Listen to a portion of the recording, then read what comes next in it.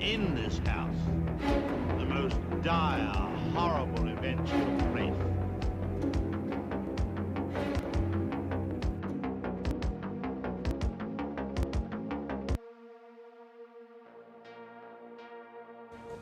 I hate this film, this movie, whatever you want to call it. I can't stand it any longer. It's this plot. Leave me with it. Now. I'm going to be honest. Studio execs. Our disease, a cancer of this planet. And we EFAP is are the cure.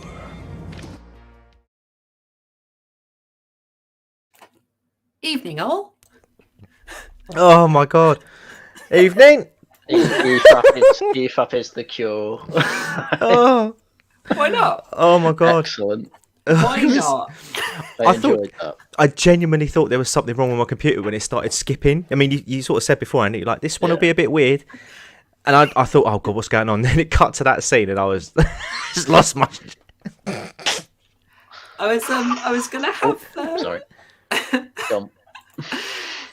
I was gonna have Haryan have sunglasses over and take them off. Oh And my then god. I thought, no, I like it even more when he takes off non-existent glasses. I hope you enjoyed that, guys. I'm keeping that in the back for the next Oh. time we have a film of this caliber. I don't my think God. one of this caliber exists. This is Oh. It's very special, isn't it? like- It's- it was Oh, directed by a special- blind man, an illiterate writer. It The- had the- everything wrong. The room was special. This was just something else. I don't think there is a word in the English language that can quite comprehend what this film was.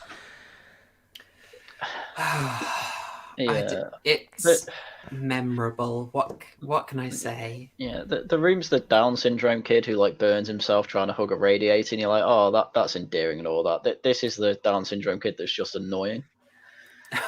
That's probably how I'd describe it. That's got to be on the DVD case, I reckon. Oh, If you on don't the have a billboards. Rotten Tomatoes account, Harry, and you need to make one now, Oh, see how long you last. I'd be kicked off within a day. How- Last week. How are you, chat? Did you manage your horror homework and get yourself watching Shadow in the Cloud with Chloe Grace Moretz and absolutely no one else for most of the film? oh. They got their money's worth out of her, didn't they? I know, right? I mean, if you didn't do your homework, I mean, don't worry. You've probably got 83 minutes that we haven't. That we'll You never can't get back. spoil this movie. No. It comes pre-spoiled. Yeah, I don't even care about spoilers. This is just terrible. I mean, just because you're trying to make a feminist film doesn't mean you need one woman monologuing for over an hour. You just don't need that. And oh god, and how's the baby alive? That baby is so gone. Uh, Ba- So gone. The whole baby gremlin thing was such a pointless plot of the film. why was it trying to take the baby? I just know, don't right? understand. It's like, what is the fascination with this random kid? Yeah, I mean, how do you ruin I mean- that Twilight Zone episode? I was thinking, right? Imagine, because throughout the whole of the film, you don't get any perspective of the Japanese pilots, right? Imagine as they're zooming in towards Fool's Errand to take another round of, make another round of shots, right? You just get one of them in the cockpit, and it's like, "Hello, do you see that girl hanging upside down from the plane? What is this? Should we try to aim for her? And what is in the bag?" No, they could see the lolly energy from that far away. Oh my and they're God. Just like, no, she's got to. Oh, thing- what is that? I mean- is that over the line? I mean, The thing is, if that started happening, and you actually got a perspective from the Japanese cockpit, she just teleport behind them and snap their neck, saying nothing personal, kid. Oh my boy Shinru. Oh, Chrominion. Pretty much is that episode of the Twilight Zone. It is pretty much the episode. 100% It is. It 100% is. It- Let's see. So Chrominion, I think you. Oh, you haven't seen it, but okay. You've been spared. Slim, you've been spared. Well done. You made a sensible choice. It's not often I praise people for not doing the homework. I know Wholesome You Waifu saved didn't brain see it. cells. You spared yourself brain Needlefer, cells. I'm so sorry. I'm so sorry, Bilbo. I'm so sorry, Oh. Murgoot. I saw you suffer. Fez, I think you suffered through it as well. John, did you escape? Did you escape? Yeah. That John Gorish, yeah, that is the girl from Kick-Ass. Funnily Yeah. enough, Chloe Grace Moretz and from Carrie as well. I think from this we can say I did not like Carrie. We've covered it on stream. But essentially, kind of like this, it completely misunderstood horror movies and decided that having someone who's not under threat at any point makes for great horror. Well, it was so. I don't know why it had to be a horror film at all. I think it would have been a lot more interesting if it wasn't. Yeah, it started. I think it started it, and then it completely unintentionally shifted genre. Like that's the vibe I get. Not like in a cool. I don't know if I want to drop a spoiler, but if you know what I'm talking about, you'll get it immediately. Another film with a film with unexpected vampires. Let's say. That I'll keep it vague because the genre switch in it is quite wonderful. It's surprise vampires and everyone loves it. Don't spoil it if you know what I mean. I think I know what film you're talking about. There we go. It's tricky because I love genre flip films, but Yeah. darn it, the flip is best when it's a surprise. Yeah, kind of like this. It started as horror, but I think it just unintentionally stopped and drifted into being. I don't even know what. Here's my theory, and I said this on Twitter to you the other day. I genuinely think this film was written by AI, because I've been watching AI. I've been watching videos on Netflix as a joke, and just random things where they've scripted stuff using AIs, and it sort of goes on track for a little while, and eventually the AI just completely loses where it's at, and then it just sort of goes off on this massive tangent, and that's what this film felt like. It had this idea to begin with, and then afterwards it just went, nah, we're not going to do that. We're just gonna mess this up. Basically, we're just going to think of stuff randomly and just go, yeah, that'll do. It's like it's either the AI wrote this or whoever actually penned this was surrounded by a bunch of yes men who was just like, yeah, that's a good idea. Yeah, add that bit. Yeah, oh yeah, no, don't remove that bit. That's perfect writing. Oh, no, the audience are gonna love that bit. Oh, the bit where she falls out the plane and explodes back up into it. Oh my god, they're gonna jump out their seats. I don't think it's some yes men. From what I've read, the writer was surrounded by people saying no, but that's a topic we'll get into. And he completely ignored them, I believe. Yeah. That's something we'll get into. But, Okay. First, I suppose we should probably do the horror trope pet peeves quickly. Oh yes. I thought this would be a nice, fun one to throw out there as a topic. Yeah, absolutely. I mean, I've been playing a horror game recently called Chernobylite, so. It's not really annoying me though, so that's not really helped. Oh no! There's no tropes in that. That I can What about Soma? I mean, I know you haven't completed it yet. But... Oh, Jesus Christ!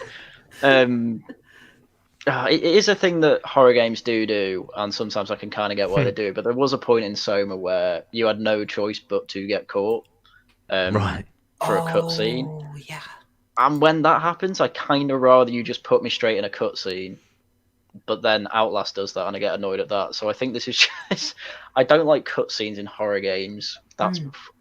But you obviously need them sometimes, especially for Chernobylite, because it's a bit more of a horror story. Jedi Knight 2, Jedi Academy, I think. I'm going way back God. here. I I know. Yeah, they did that too. You have a stealth mission, and it's kind of the opposite. It's not like you have to get caught. But it's one where they force you to be stealth, even though you've been absolutely murking far greater numbers of enemy You- troops. Yeah, I remember was it the mission where you get caught and you get your weapons taken off you, and then you have to use Yes. guns throughout it. Yeah, Yeah, I might and- be remembering it wrong, but yeah, you build up your arsenal and then you're stealthing and then you get caught Yeah. anyway. So actually, yeah, it does do the same thing. I'm How's that being- for a flashback? That was a flashback. I've actually got that on Steam as well. I might play it again now. I'm also being told to play Stalker. I've played all 3 Stalkers, and I'm waiting. I'm going to fight in Ukraine to make sure Stalker 2 gets released. That's like Yeah. the only reason I'd go and fight for Ukraine. Some dedication. Well, yeah, Murgu, you've absolutely nailed it. Definitely CGI. I mean, remember, I always talk about sort of mid-90s to be honest, 2010 is like the CGI danger zone. Just like I go into horror films in that period being like, please don't do it. Please don't do it. Don't make your monster CGI. Don't do it. Use some latex, damn it. But I'd be kind of specific because it's like this. How can I say? When you get your big CGI monster, it's all you know. Everyone can see it, and it makes you grumpy. I get really weirdly annoyed by digital blood, even though I should be less annoyed. But when I see digital blood, my brain fixates on it instantly, and I can't look away. Even when it's off screen, I'm just like, that was digital blood. Darn it. I think you guys and oh, sorry, go on. I was just going to say, you first, go. Go on then. Oh, thank you. You so see, polite, guys. Tash, you've got a keeper right here, mate. He's well polite, isn't he? I was just going to say, actually, CGI in horror films kind of does my nut. I mean, in some contexts, it's all right. I think you can get away with it in dark settings because the darkness can kind of cover up a lot of the blemishes and the obvious sort of like, yeah, that's definitely CGI features. But just to give you an example, when I watched that Mortal Kombat film from last year, and they had Goro in it, right? Who was completely CGI in this movie, and I'm sorry, but I mean, not again. I don't care if this is a hot take or not, but the '95 Mortal Kombat, not only was it superior, but the Goro in that film was also superior. It was pure practical effects. It looked clunky, but you know what? At least he was there, and you knew he was in the picture. Whereas you just had this over the top Goro who resembled the '95 Goro quite a bit, but it just didn't feel right because it just looked fake. Your brain is telling you there's nothing there. Don't worry about it. And because I've got that reference point from the original one, I was just like, nah, I'm not feeling this. This isn't right. So yeah, CGI in horror films, it can work depending. It definitely didn't in this film, but I mean, oh no, it was awful in this film. I'll agree with that. I don't really have a problem if people rather use CGI than practical effects because it just depends. Because you can obviously get really good looking CGI, like with the ghosts in Blind Manor.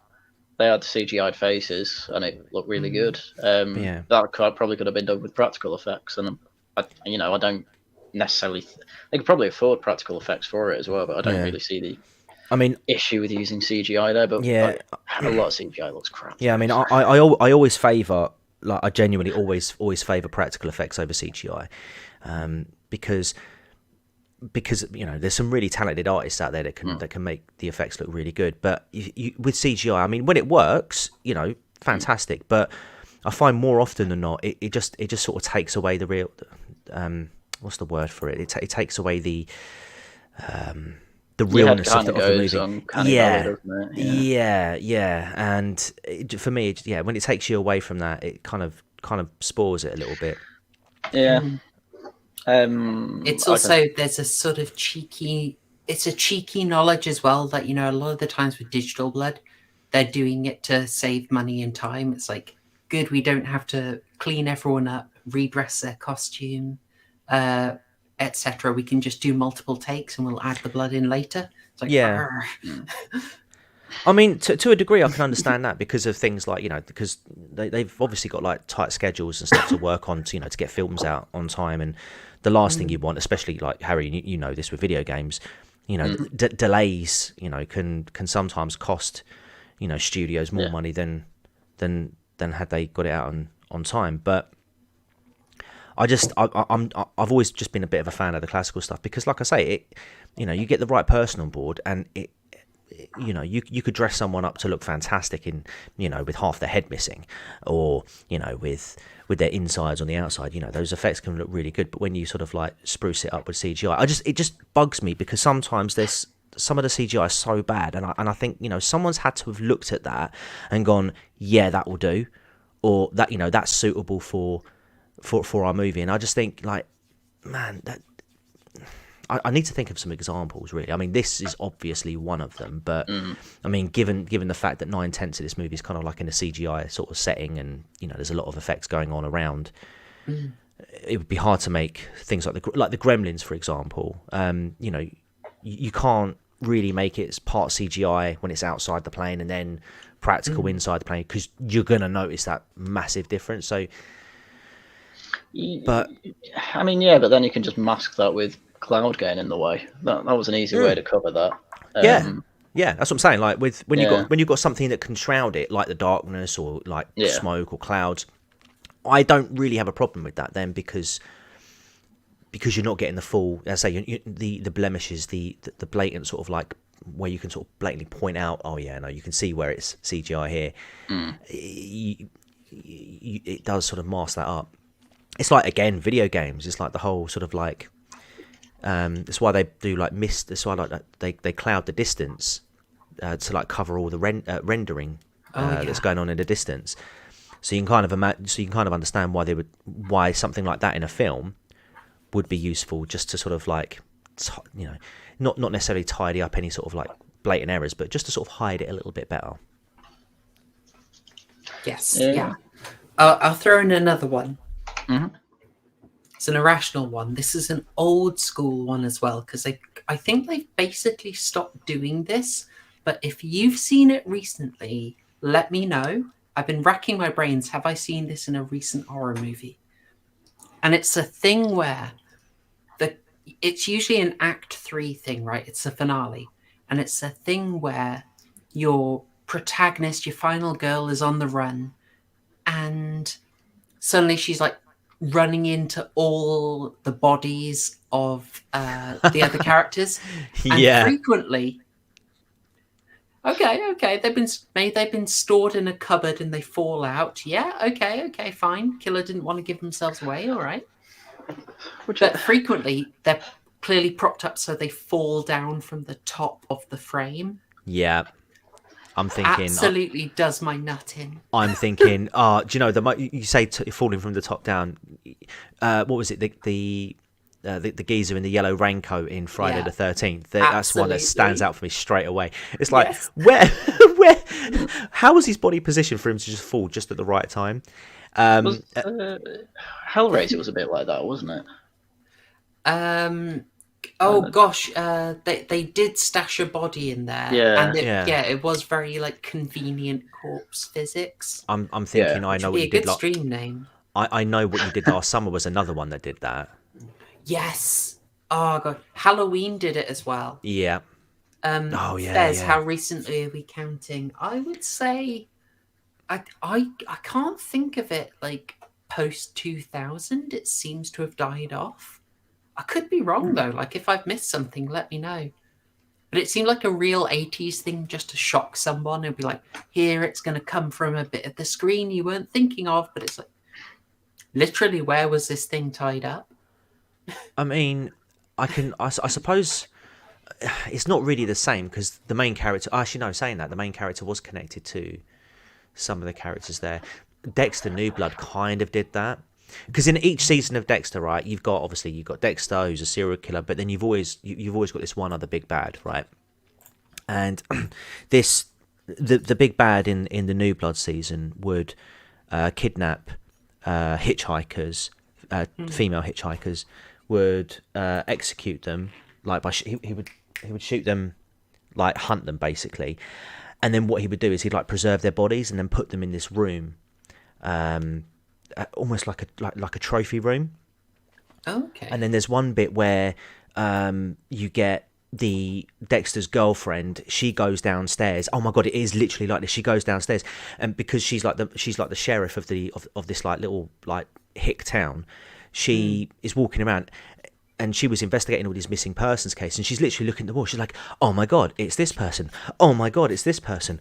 Oh my god, it's this person!" And then she looks down right at the end of the hallway. It's her podcast friend who came to the town when the big bad son got murdered. And she's like, "Oh my god, it's this person!" And then like it's exactly like what you're describing. And that was this year. And that was this year / last year. So that's quite recent. You just remind Halloween Kills did this at the end, Right? like it didn't exactly do like the full this thing has fallen out. Was it like nailed to the ceiling or something? But there was a body stashed up in an attic, and it's like, realistically, why did Michael Myers take the time to do this? Like, because why? he's an artist. That's why. Proper Horror Show. He's an artist. You know, you cannot rush perfection.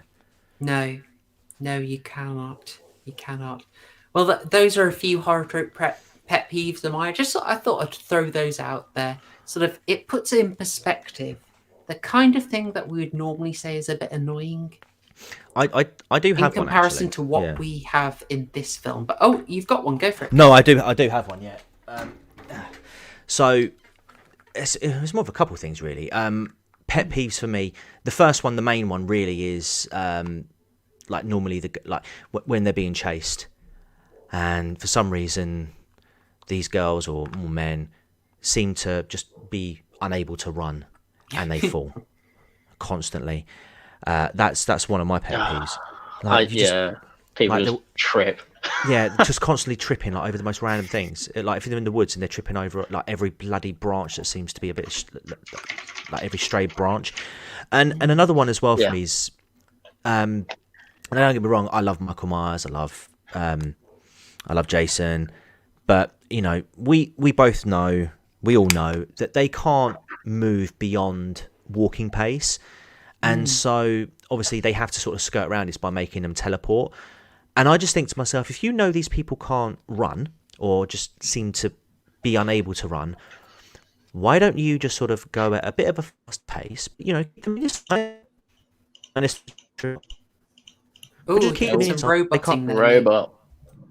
Roboted. Give us the sentence again. Hello, can you hear me?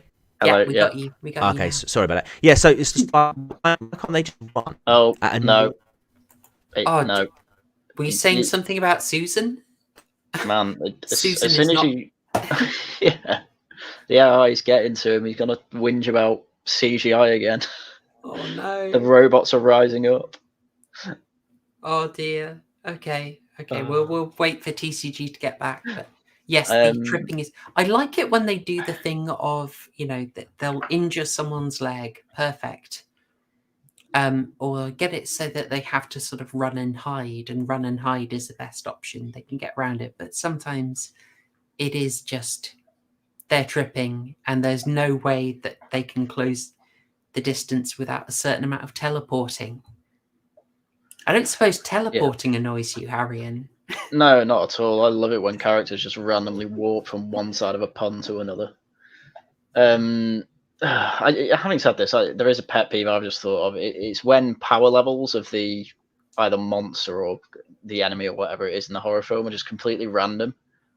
Say, for instance, you've got something that can easily rip through a piece of sheet metal, and then you can easily beat the same creature in hand-to-hand combat.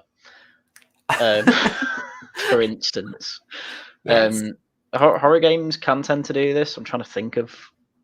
Can't think of any off the top of my head where Resident Evil 3 Nemesis. Oh yeah, actually, I've not actually played that. There are definitely kind of enemies in some horror games where they will just be completely invincible, and then you just kill them in a cutscene somehow. That's frustrating. Yeah, it's pretty annoying when that happens. Am I back now? Oh, a little wobbly, but give it a go. Right. Okay. I don't know what's going on.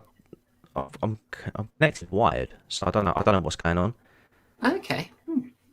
It's a little fuzzy, but I know I've got it on normal latency, so hopefully, I don't know if that helps you or not, but I don't know. all right. Shall we get into the film proper? Oh God, please no. All right. Well, Yes. I feel like I have to because I've got to be mindful of time constraints, you know, because if we overrun, guys, you know what what's going to happens. happen? Oh no. Super Nanny's going to teleport behind me. Oh no. Had to do it. You know, I had to do it to him. We've also got to remember that we're on YouTube, aren't we? And Oh, that yeah. means you've got to right, randomly Wanda. kidnap that subscribe button for no discernible reason. You got to climb across the bottom of the wing of a Boeing B-17 flying fortress, and make sure you kick that like button in the face and get a pipe and wrangle that favorite button out from under the wing. Oh, brilliant! Yeah, God. you stash that subscribe button in a box where it's clearly going to freeze and be of no use to anyone, and then somehow it doesn't fall out of the plane because physics ceases to apply, and because of that, you're able to then later slap the subscribe button to the delight of everyone. Oh, God. What a Yeah, film. make sure you pass around my wonderful videos the way you would, I don't know, transport secret documents that Forged documents. forged documents. Where I everyone on the said they were flight forged from the very start. I said they were forged. I think half the characters said it as well. They're just like, oh, fine. Leave her on. Idiots. Right. I can confirm I'm having internet problems. My boys just come down and told me. Okay, you're sounding good now, but we'll be wary of it. We'll be wary of it. Okay. All right, folks. So we're going to get into the movie. We're going to go into the spoiler zone. But as we said, we cannot spoil this movie. This is But amazing. seriously, you know, I feel awkward shilling, but I want the channel to grow. I'd love it. And to be honest, with the stuff I cover, sometimes I don't think I'm in Susan's good books. And so the best thing you can do is do all the engagement stuff that Susan likes to see. So the likes, subscribes, leaving those comments, and even if the comment is "girls get it done" over and over and over. I want to see 2,000 girls get it done comments in this video. Otherwise, Susan Wojcicki is going to come out of the ether and strangle you through the monitor. Yeah, girls get it done. 2,000 of them. I'm just saying, if you guys don't like, share, subscribe, and all that jazz, right? I'm gonna get Miss Garrett to come down and sort you people out, all right? Because you know, I'm not having it. Super Nanny will literally teleport behind you. Exactly. I was so confused over the name. Yeah, I know, right? I mean, they credited her as Garrett, but then she says her real name is confusing. Yeah. Oh yeah. Garrett's her maiden name. Yeah. Oh, sorry. I've been a bad shiller. Waifu has reminded that yes, there is a subscribe star if you don't want to give Susan money, and we can all understand why that would be the case. So if you don't want to put any cash Susan's way, then support me on subscribe star. If I get a little bit of traction on there to help with, say, Adobe costs, that would be lovely. Adobe is a bit expensive, and also if it grows, there are certain projects that I want to do that do cost a little bit of money. And so if you could bring me closer to that, that would be wonderful. Okay, I'm done with the shilling. We are all good. I've done my part for feminism today. Oh, crikey. Thank you, Haryan. Much appreciated. Much appreciated. I need you to work your regular magic because of you have a regular stream laughing at the Guardian with some whamming. Oh yes, and I know you have the ability to make people honorary whamming. It's true. You are both honorary. Well, okay. TCG is an honorary whamming today, I should say. That's Real we prefer to just wink at and glide by, step over, really. Yes, exactly. So all honorary women today, because if I was a man and criticizing this film, that would obviously be sexist. You know, like, Completely. and then we'd be put on r/cringe for oh, these people whinged about women in film for 3 hours. Like, yeah, what are you gonna do? Yeah, deal with it. Yeah, exactly. And we will not have any sexism on this podcast, frankly, because this is a wholesome YouTube. Honey, can you get me that whiskey? I'm absolutely bloody gasping. Oh shit, I didn't mute. Anyway, as I was saying, it's Wow, you treat your dishwasher that way? there's a joke I want to tell, but I don't want to derail it. Shall I do it quickly? Do it. Oh, why not? Right, chap gets home. He's looking so depressed, and his wife says, "What's up?" And he says, "Oh, I got fired from Subway." She says, "What happened?" I had this horrible compulsion. I've been fighting it for ages, but I had to do it. I stuck my dick in the pickle slicer. She's like, "What? They fired you? Jesus, what else?" "Oh, they fired her too." Oh, Sorry, no more bad jokes. No more bad jokes. And besides, this is a family-friendly show. Okay. Oh, sweet. Apparently, sexism brings the cash in.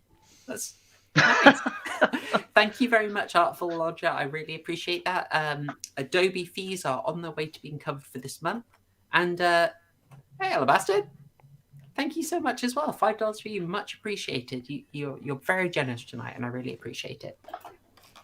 So, it's lovely, and yes, absolutely, girls get it done. Oh my god! Oh no! Remember, 2,000 comments with this energy. Girls get it done. Thank you, that crowd. This is just insider trading at this point. I know, right? But much appreciated. Thank you. Oh, lovely. Okay. Yes. Thank you. A pickle in the chat is also good. Right. No, we are going to get on with this. We are going to get into it. We should talk about some of the weird stuff behind this film. Yes. I realise I've had that up for ages. So we're going to talk a little bit about what this film does and why it is so unusual. So this has kind of an interesting history to it. It came out 2020. From what I gather, it was rather delayed indeed. This was originally from a script by Max Landis, son of director John Landis, who you will probably know and love from An American Werewolf in London. And he's kind of been all over the place producing stuff. He's written a lot more things than you would necessarily associate with him. And sorry, folks, mild whiskey break here. Please enjoy it with your evening with your gal pals. Get out of here. Those dishes. Hey, sister. Waifu cameo. I should point out here I have a whiskey because I gather it is Burns night tonight. Am I correct? Yes, it is. So I'm gonna get some of mine as well. All right, wonderful. If you've got whiskey and you enjoy whiskey, raise it in toast of Rabbi Burns. It is Burns night. I mean, we have a stream to do, but frankly, it's all in honor of tradition. Can I raise my lemonade? I don't know. Absolutely, raise your lemonade. Whoop whoop. Rabbi Burns had probably disapproved, but I'm very accepting here on this channel. So, Max Landis, he's kind of been all over the place. You might remember him from Bright, the Netflix action fantasy with Will Smith, and from a film that I actually like, Chronicle, which was directed by Josh Trank. That is a really weird found footage superhero action horror. It was kind of nerfed down from its nicely disturbing qualities when it was going to be a 15 or an R-rated film, and they made it PG-13 and unfortunately took away some of the power, but it was set to be good. But unfortunately, Monsieur Landis had a bit of a case of the Me Too's in 2017. Yeah, Yes, yes. Case of the male feminists. Who did he say hello to inappropriately? Oh, apparently like 8 women. It sounded pretty grim. He did respond. So he was like dropped from most projects, including a horror film called Deeper. Unfortunate title. And I think this was horribly delayed. Okay, so allegations drop in 2017, a few more in 2018. This was written by him, and they decided, okay, we're going to do a massive rewrite. So I want you to bear that in mind. This film, massive rewrite. He says it's mostly his script, but I think him being ejected from the film and it being rewritten by the director, whose name I should get quickly, I'm afraid, Roseanne Liang, I think that massive rewriting in light of him being Me Too'd probably explains a lot of the movie. But it's kind of weird. Like, they do have like 2 years between the allegations dropping and this coming out. So I'm not sure they did reshoots, even though a lot of this film feels like reshoots. Would you go with that? Well, it wouldn't be hard to, would it? Most of the film's set in a cockpit, not even a cockpit. It's a bloody turret. Machine gun turret, yeah. It's a turret post, isn't it? Yeah. So I wouldn't be that surprised if that was true. So. Yeah, I can see it. I can see it. Because of Writers Guild of America rules, he has to stay on. Interestingly, his defense published, yes, Mergu, reset the clock. Reset the clock. We've got another one, boys. Sorry, where was I? Right.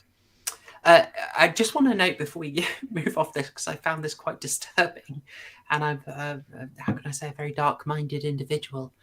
His defense in August 2021 largely involved saying he wasn't like Harvey Weinstein.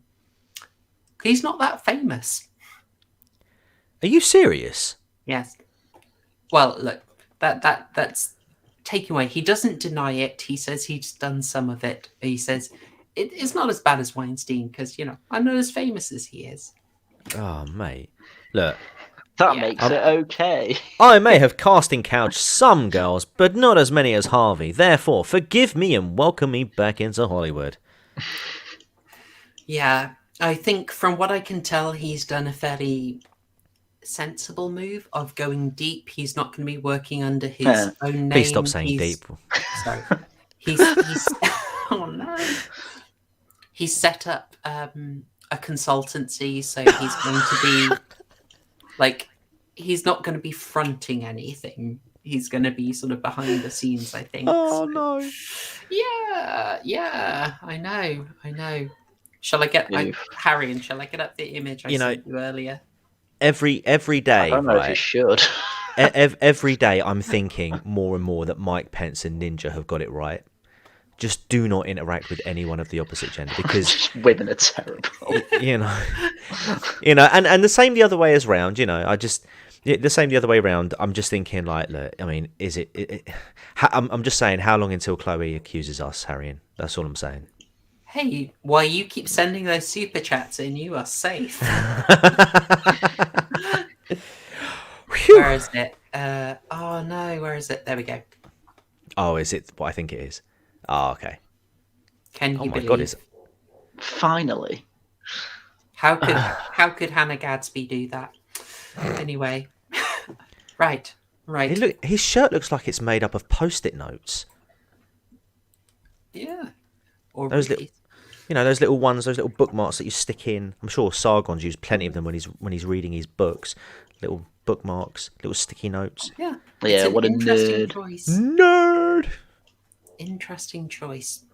Okay, so the basic setup for this, as I think I described it as, I know on Minds, and hey guys, you can follow me on Minds. There we go. Katsu. Oh, what a great shell. Yes. I described this film on Minds as the Resident Evil movies meet that episode of the Twilight Zone, and is then forced to sit through 12 diversity and inclusion seminars. I don't know. I think the whole world turning into one massive desert made more sense than anything in this film. So it's an odd one. Most of the time, you are just in a turret with Chloe Grace Moretz. In fact, I'll you know what? I'll try and get you. I've literally got an image saved that's yes, Shadow in the Cloud 06, 90% of the movie .png. That's what most of the film looks like, right? Mm-hmm. Yeah. That's about right. Oh, although at one point you do see one geezer with his head just sticking out the back window for a moment when they're trying to open the door. That's true. Oh, That's yeah, true. yeah. You know, so... Yeah, I mean, I kind of want to save a lot of the things I want to say for this in the 3-minute summary, so... I think All you right. could literally summarise this in 3 minutes. I believe Yeah, you. we I could, believe- but I'm not going to. Okay, bearing in mind Super Nanny, let's take people through the film. Okay, excellent. Okay. 3-minute summary. Right, timing. Let's go. So, the start of the film I thought was a bit somewhat charming. They have this little cartoon thing, but I mean, already, like, the first thing you see is a thing saying Allied Air Forces keep our skies safe, important announcement, like a little emblem thing. And it's got, like... So in the war, you would have had your air forces split up, and this would have been an RAF thing, but the people who wrote this either didn't know that or didn't know how to get permission. So they made up that basically the Allied forces, you know, they actually just mix different nationalities together. Oh, I have isn't an how real- explanation for that. Yeah. This film is part funded by the New Zealand government. Yes. That's yeah, why they've done did. it. Yeah. Well, I guess that's why it was based in New Zealand as well. This film was not. No. But yeah, it's a little cartoon with this kind of incompetent cartoon character, and it's basically what it's saying is look after your planes because these things called gremlins occur, which is when basically a maintenance man hasn't done his job properly and the plane falls apart a bit. Which oddly enough is how real life planes work. They have a checklist of 400 things, and like even if 50 of them aren't right, you can still fly the plane. Fez just says it should have been black and white. That is exactly what I was saying. Yeah. Can we point out, actually, chat is kind of nailing it. Needle and Fur, you are 100% right. I like this. I like this as well. I do actually have nice things to say about this movie. Quite a few. But there are also just, the flaws are so massive. Yeah, there's so much potential here. Turret claustrophobia would have been lovely. I think this is a promising opening, except they then it made me expect something that they never did anything with, and that really annoyed me. But yeah. I mean, it is weird with this cartoon because I mean, you said it before, TCG, but yeah, it's got like colored animation, but then the like word cards, whatever you call them, they're black and white. Yeah. Just have them all black and white.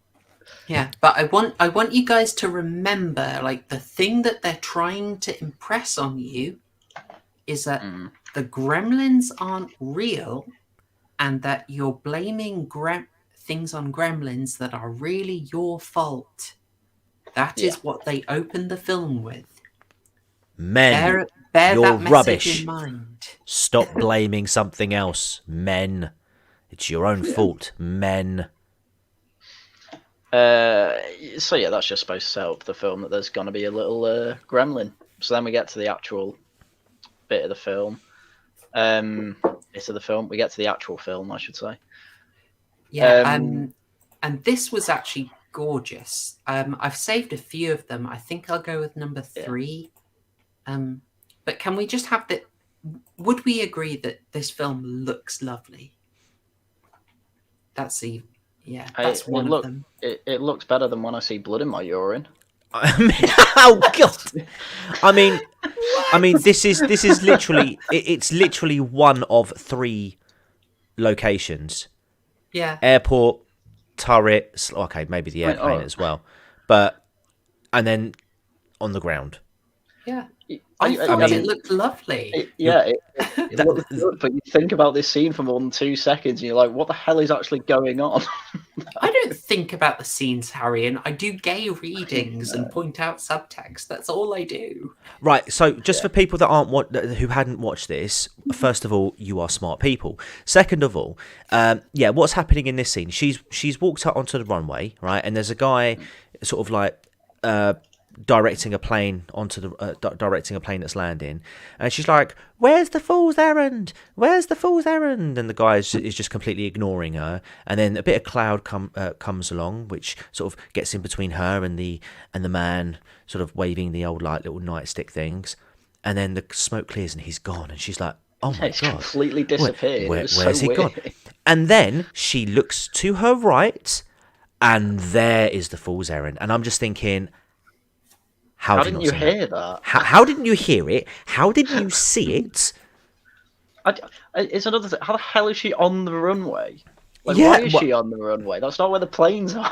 I mean, Well, they shouldn't be on the runway. They should be taxiing about. but From, she notices a loose hydraulic pipe, Yes. but she couldn't spot the entire plane. Yeah, she's Just- really perceptive. Really mind Damn it! How did I miss that? Yes. Good. All right. Yeah. And we're shown this image, by the way. This is a fool's errand. You know, it's laying it on a bit thick. Love it. Bear in mind, I'll say it now without fully. Okay, no, I will spell it out actually because it won't make as much sense. It's all right. We can read it. THEFOOLS. Oh gosh, darn it! Sorry. ERRAND. I walked into that one. I was going to say, okay, part of the reason I wasn't 100% against this film is that I thought it was going to be a completely different film. I thought they were setting us up for some like a really big twist at the end.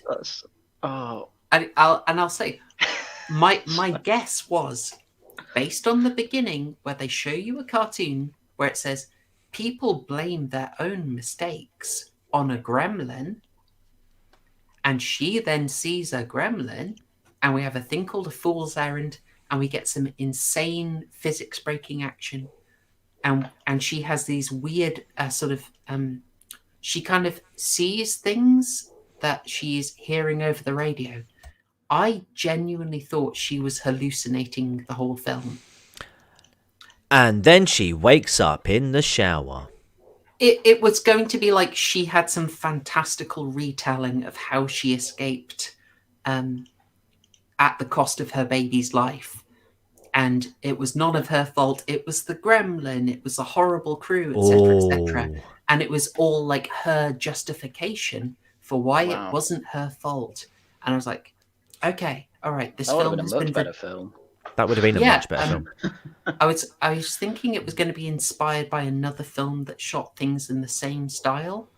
I'm hesitant to. Oh gosh, I won't spoil it. There was another film that had a similar twist, but I don't. It's awful. I can't name it. It gives away the whole film. Never mind. Yeah, we'll just move past it. Sorry, guys. I never know how to talk about films without spoiling them. Yes, I mean, we got to this scene, and I think I already typed on Discord. I could probably rant for 2 hours about what we've seen so far alone. Like the fool's errand, that's just so on the nose. Exactly, it's so on the nose. I just thought. Also, we should remember. Keep this idea in mind because this film is very focused on imagery of women, expectations of women, ideas about women in the military. Okay, so this symbol is very important. Murgoot, you are correct. That is the film I was thinking of. You should have said I can neither confirm nor deny. Murgoot, we can neither confirm nor deny. It's a bit ruined now. I was thinking of that film, but then I don't know. I've got a Lefroy here, so maybe I'm just talking nonsense. God, the Crow minion. That on the nose art. Yes, on the nose art. That is what it is. Yes. Unbelievable.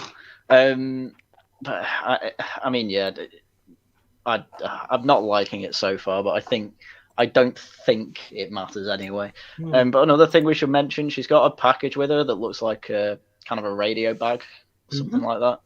And she's got a broken arm. Those two things, well, one of those things turns out to be very central to the film, and the other thing it completely forgets about. Yes. Yes. So, So the documents she has with her tells you that she has a secret package that they must not look in. She does get on board. They're all a bit surprised, but she's like, "Look at my paper. It says I get to be here." And she has a rather lovely English accent that I believe we noted in the trailer. We did, yeah. Even though we noted it was not consistently held, and she broke it at one point in the trailer. And we were like, oh dear love, it slipped. Should have done a retake. Anyway. Yeah. I mean, yeah, she gets on board. You know, there's a Scot there, there's an American, there's a New Zealand native. It's not a bar, no. And it's not set up to an elaborate joke. What did they call him in the film, Haryan? No. Susan's still listening. No, they called guys. They called him Williams. That was his name. Right. Oh, chill. Did they refer to him by any other particular word? I couldn't possibly say. I mean, I can't even remember. No. So, because this was a very girls get it done theme. You know, the Scottish guy's like, "Get off my effing plane," and the gunner at the back's like, "What's going on? Why is there a dame on board?" And he's like, "Get off my plane again." And then he like kind of, you know, tries to grab her to get her off. And I don't know what she does. She like one hands him, like just pushes him or something. But then he's like, "Whoa!" Like he's diving in football. Like he just completely falls backwards onto the guy sitting behind him. So and I was like, what you're saying we've learned is she's really quite good in a physical conflict, isn't she? She's Captain Bloody Falcon with the Falcon punch. That's a bit of her character we should bear in mind. Yeah. So she can fight men one-handed while carrying a very important package. You know, not meaning a penis. Yeah, the word dame's thrown around a few times, and it's like, oh, you know, is that a woman? And it's like, oh, she's hit. She's like, here's my papers, and he's like, right, let me go take us to the captain. And everyone's basically just like, yeah, I never got these orders. And at that point, she would just be kicked off the plane. Yeah, the military, who, as you've said, is made up of people from all over the Air Force, rather than just. I mean, I think Mergut said before, it's like, oh, you know, potentially it was immigrants. I mean, I think New Zealand was a Dominion at this point, so they might have just had a New Zealand wing of the RAF, so there might be some Brits there, maybe, but I'm not really buying it. It's also another weird thing because I think this is a delivery mission, and I don't get, like, because they keep saying throughout the film Japanese planes don't come this far south. With that all being true, why are they taking a fighter aircraft, which is what a Boeing Flying Fortress is? Why are they using that as a like they had dedicated delivery or cargo planes in World War II? I mean, I would say maybe it was repurposed, but it was armed. Yeah, I mean, because you know, Boeing these Flying Fortresses, they usually accompany bombers on bombing runs. Yeah, which they did a lot of in Japan. So it's a weird place to have one. But anyway, you need it to be a fighter plane for the film. You know, it's heading to Samoa, remote island off of miles away from New Zealand, and she's trying to get there with a package under dubious circumstances with a broken arm, and you don't know why she has that yet. So they're like, in this plane, that's absolutely massive. They're just like, oh, there's no room for a putter in the dorsal turret. I can't remember. There's no room in the massive plane. There's no room in this massive plane. Let's put you in this really cramped turret that one of our gunners definitely should go in instead. It's just such. I'm there like, really? Okay. Like, they're on a runway. They don't have time. Would they put her in there? I have no idea. This is so weird already. But they open the hatch and they're just like, get in. And then she's like, oh, I can't fit in there with my package. And I'm like, don't get me wrong. It's a cramped space. You absolutely have room on your lap. Don't give me. I know. So it's kind of a fundamental setup that doesn't make any sense from the get-go. Everything is wrong with this film so far. Absolutely everything. It's And also this- established at the start she's armed as well. I'm not too sure how she smuggled the I pistol. I think that would explain the broken revolver. arm, the sling, because I think she uses the sling to hide the gun in. And I think that's explanation. Not that she couldn't have smuggled it elsewhere, but Yeah. I mean, to be fair, she could put it in with a special package. There was definitely room there. At the same time, oh no, probably not a good idea to put it in there for reasons we'll find out later. Yeah, I was going to say. So I was going to ask, as I've put this image up before, and it's literally called 90% of the movie.png. Why do you think that most of the film, like they set up getting her in here separated from the package that she is super concerned about? Mm-hmm. Why do you think they keep almost all of the action in this turret? Because they have a plane set. I think it's to give you the sense of isolation, to put you in her shoes in that moment, because she's isolated from the rest of the crew. There is an element of risk and danger to her as well, and you know the film very much sets up the oh god, the film very much sets up the fact that these men are just sexist and racist and probably homophobic. Because yeah. I mean they were to Williams, weren't I don't they? remember. I was. I mean, I can't laughing at remember. it too much. I mean, me too. I mean, I can't remember, but they had a couple of people did have an issue that the co-pilot was Williams. Yes. Yeah. And they used another word, not his name. But they had an issue with that. And obviously, when she's in the turret, she puts the radio comms on. They don't realise that the radio's still on, and Which is there's stupid as well, because they're always on. Yeah, and they're all chatting away about how nice of a lady she appears to be, and how they'd like to take her on a date and maybe buy her flowers, and maybe wine and dine her, romance her. Maybe They respect women when they're on a date. they were respecting women. And they'd way only that- kiss her if she's women ready. respect it. Exactly. Yeah. It's an interesting plot point to go with. Like the air crew don't know how the plane works. Yeah. Interesting. Good choice. Good choice. Yeah. But yeah, they do shoot stuff with the crew, but mostly she's just hearing them. And even for action scenes, they show it in sort of like her picturing it, and it's shot in this kind of cool double neon lighting style. I really like it. And this is a thing I've pointed out before. I think I pointed out in the Christmas special that it's a really 2020 thing in horror, that you get this kind of gorgeous neon lighting. I like it. Oh, Richard, you absolute beauty. Yes. I'm going to save that though. I've got to bank that one. Well, yeah. I mean, I've just got to the bit. They don't refer to Williams as an N word, so he can't use that pass here anyway. It's the that's G. true. It's the G word ending with the acronym Western Oriental Gentleman. Yeah. That's genuinely what that means. Yes. So yeah, and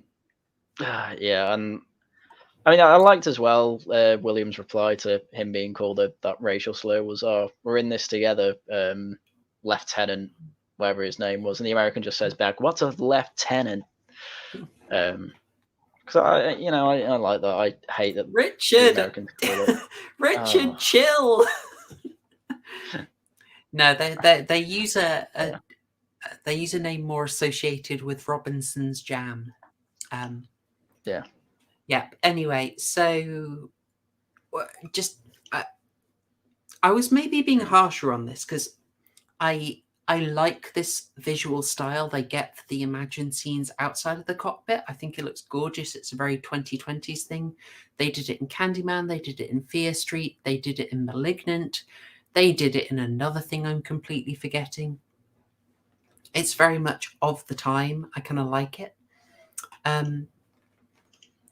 But if it's helping get the idea that she's completely isolated and that's why they shoot it with her imagining it, I can go with that. But this does feed very much into my theory that she was hallucinating everything. Hey, Mima, welcome to the chat. We just got into the film. Basically, I don't know. This guy's head, man, is so jarring. This guy? Yeah. He looks like a xenomorph. I was thinking Ferengi from Star Trek. Oh, yeah. I'm not a nerd. I don't know what that looks like. Nerd. Yeah, I know. But also, I'm looking through some of this dialogue when she's in the turret and they're all talking about it. Like, who says who uses the idiom "she's hotter than the devil's cock"? Oh God! What does that mean? Family stream, Haryan. I mean, reputable. Hell is pretty hot, my dude. This is like someone heard Trump say, "Grab him by the pussy," and then thought that like that's not even that bad, but then was like, "Oh, I need things that don't make sense." Then it's like, but but none of what you're saying makes sense. It's like you know, because one of them says, "Oh, you know, maybe if the flight gets boring, we can all get lucky." It's like, all right, fairly normal. And then someone says, "Oh, maybe get lucky with one hand, but she'd need two hands for me." And I'm like, you know, that's a bit better. But it's interspliced with all this stuff that no man would ever say. I mean, it's like this is what a screenwriter believes women respecters say. It looks like it's written by a woman, yes. Basically, you've kind of heard men talking about women once. Which it was. I mean, let's remember this script was largely rewritten by Roseanne Liang. I don't think it's not her first film. It's not her film. Oh no, it is her first film. Okay, never mind. Yeah. Gosh. Oh, yeah. All right, never mind. Sorry, one of the men also say, "I can't believe there was P word that close to me and I didn't even get a look." It's like, how many women have you, like these men in the war knew women? I know. They wouldn't say stuff like that. And the one that says, "Oh, that's real stealth P word." I'm like, what? That's not me. That doesn't mean what you think it means. Yeah. All right. Yeah. So we have established that they are not women respecters, and we get that done. Doesn't she try and get out of the hatch? Yes, she does. Yeah. Hang on a minute. No, I think it's a bit later on, isn't it? When she starts. Right. Yeah, it's not at that point. It's a bit later on when she starts reporting that she's seeing stuff.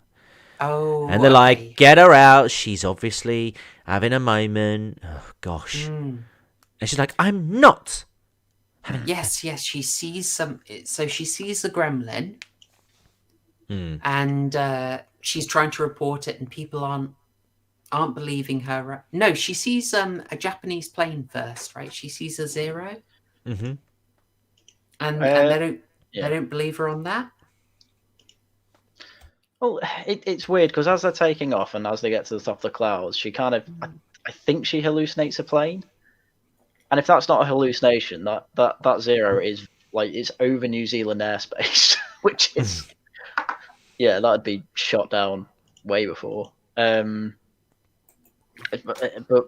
yeah, kind of after that bit, she goes on the radio and basically says, "Oh, I can hear you all, by the way." And then they all introduce themselves, and I could just tell at this bit, it's like, oh, these people aren't in the film much, so they realise they have to get them in the film a bit more so that you could one, so they get their money's worth, and two, so you actually know what they all look like. Yeah, but let's be honest, they basically are not characters. No. They're very indistinguishable. Like William stands out and one called Quaid stands out. We get that a bit later. Everyone else is basically interchangeable. Yeah. Yeah. But then we get into some. Well, the next bit I wanted to move to is just after the women are not respected in the Air Force. Bit we then get what we're basically sold on in the trailer. Gosh darn, where is it? Here. We get our gremlin attack. Oh. How So did you bad. like this? She doesn't... Yeah. The gremlin opens a turret. She doesn't immediately fall out and die. I mean, for me, this was the only scene in the entire film where I felt like she was actually in any danger. Mm. This is it. Everything else, she becomes Supergirl. This has potential. I mean, it's shot right. It's dark. You don't see as much of this thing. You get a fairly good look at it, but not as much. It does a kind of nice, creepy crawl by her viewing window, which I was expecting them to do. And it's done quite nicely. It's quite understated. And then they hit you with a surprise attack, and I think it does have the potential to be quite shocking. What do you reckon? I just realised I was muted. No. Okay.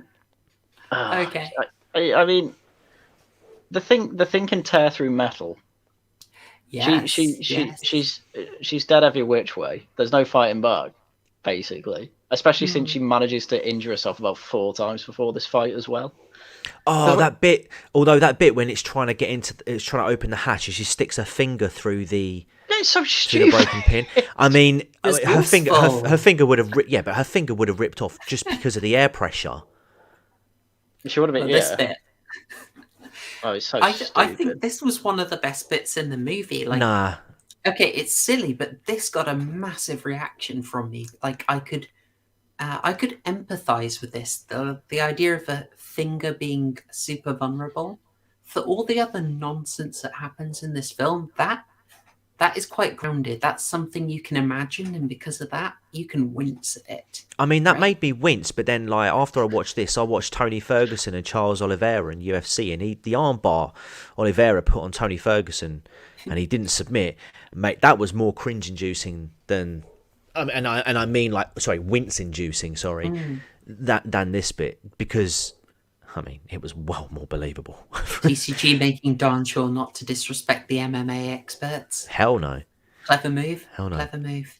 I mean, I was hating her at this point because she says to the crew before, they're like, they refer to her as a passenger, and she says, oh no, I'm not, I'm technically crew, and they're like, oh, there aren't women in the Air Force though, and she says, yeah, they are, I'm part of the Women Auxiliary Force, which are basically glorified delivery women, and they were a civilian organisation, not a military one. Yeah, Anyway. Do you want to expand on that for people a little bit? Because we did look this up to try and make sense of it.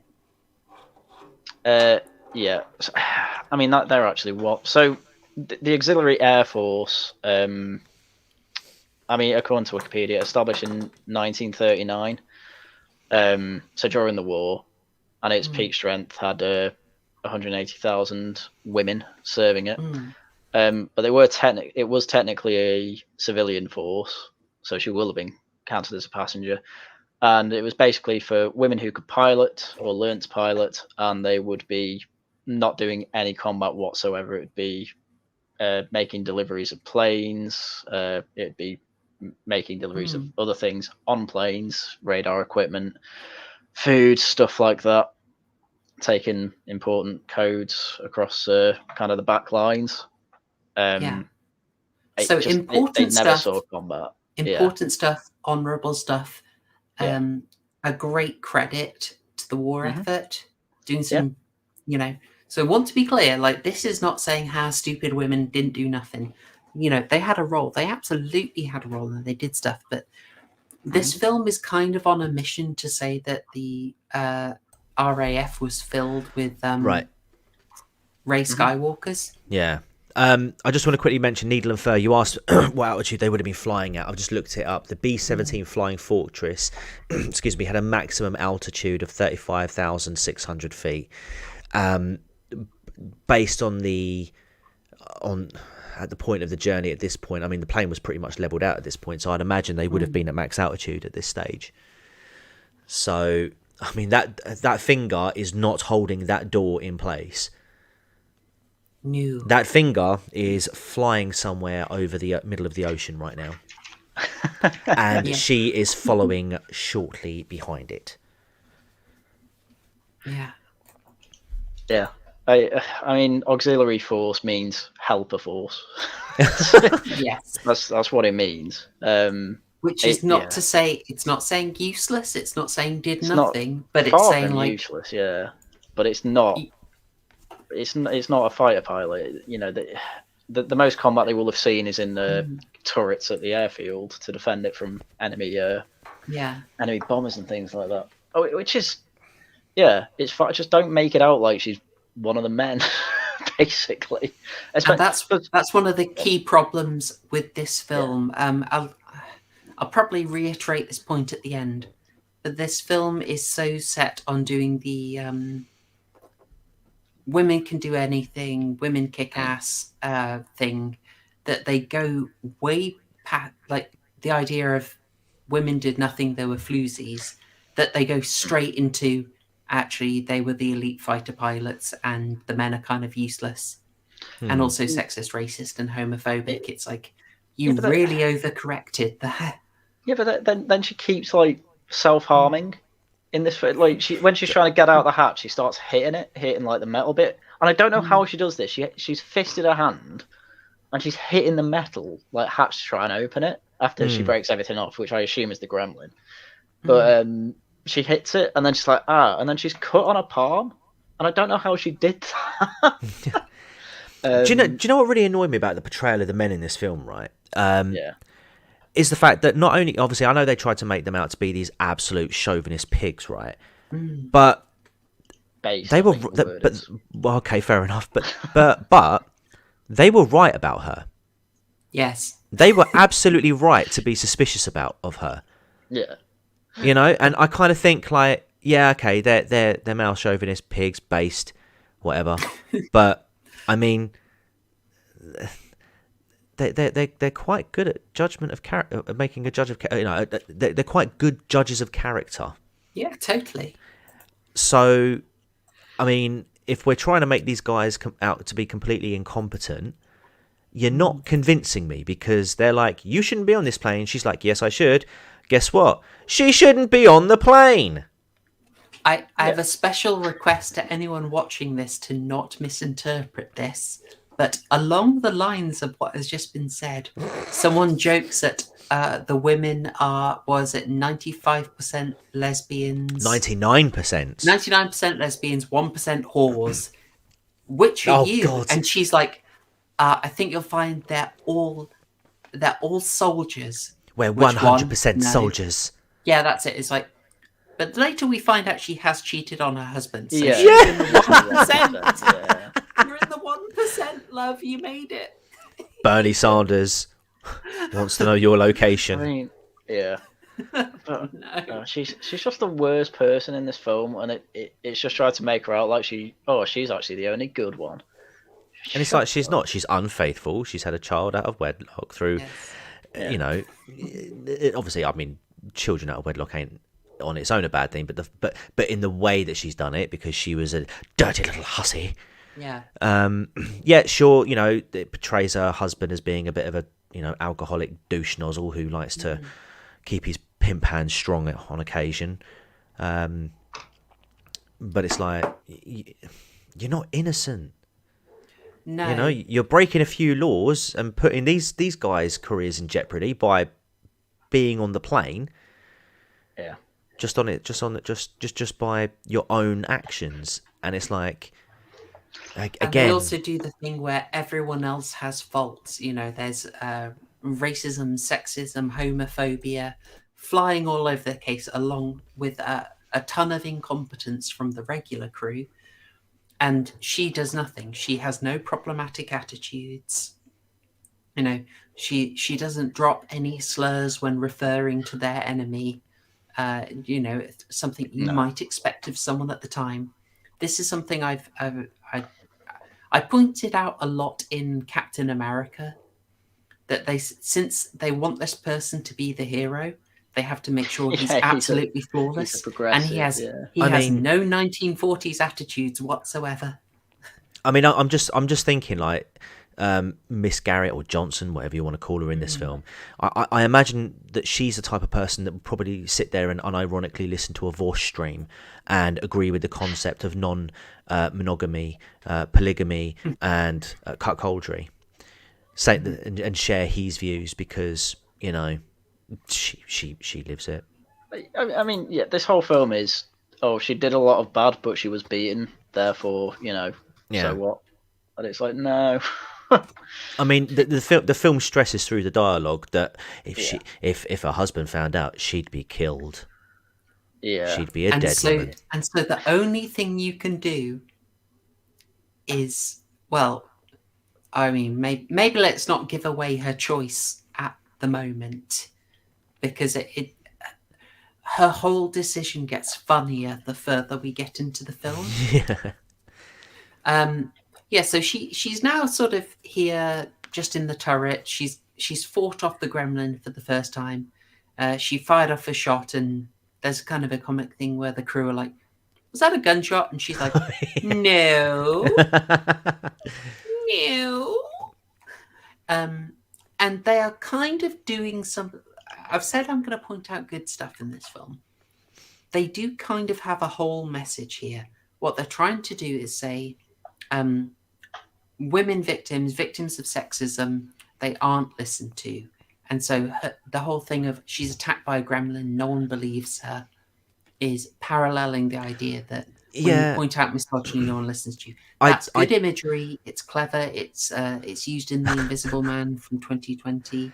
But just to stop you there, right? When the guys later on start saying, "Oh, I'm seeing the gremlins too," they dismiss them, and they start saying, "Oh, it's psychology. It's Garrett has put the thoughts into your mind." They equally just as quickly dismiss it. And they're like, "No, dude, we're seeing him chew up the plane right now. We are looking right at. Just come and take a look." Nah, mate, nah. You're just listening to the girl, ain't you? You're listening to that dame, ain't you? That's your problem.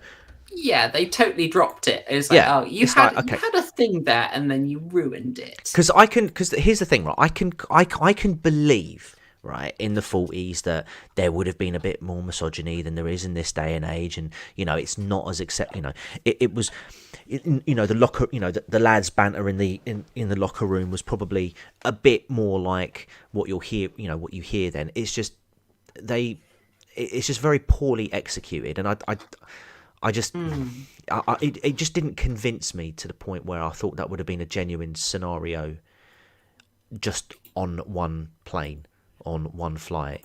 I don't think the men would have been that thirsty. And I like her as an actress, but she was a kid when she did Kick-Ass, and so when you see someone that young, you kind of like that image sticks in your head. And the way they were talking about her, I just thought...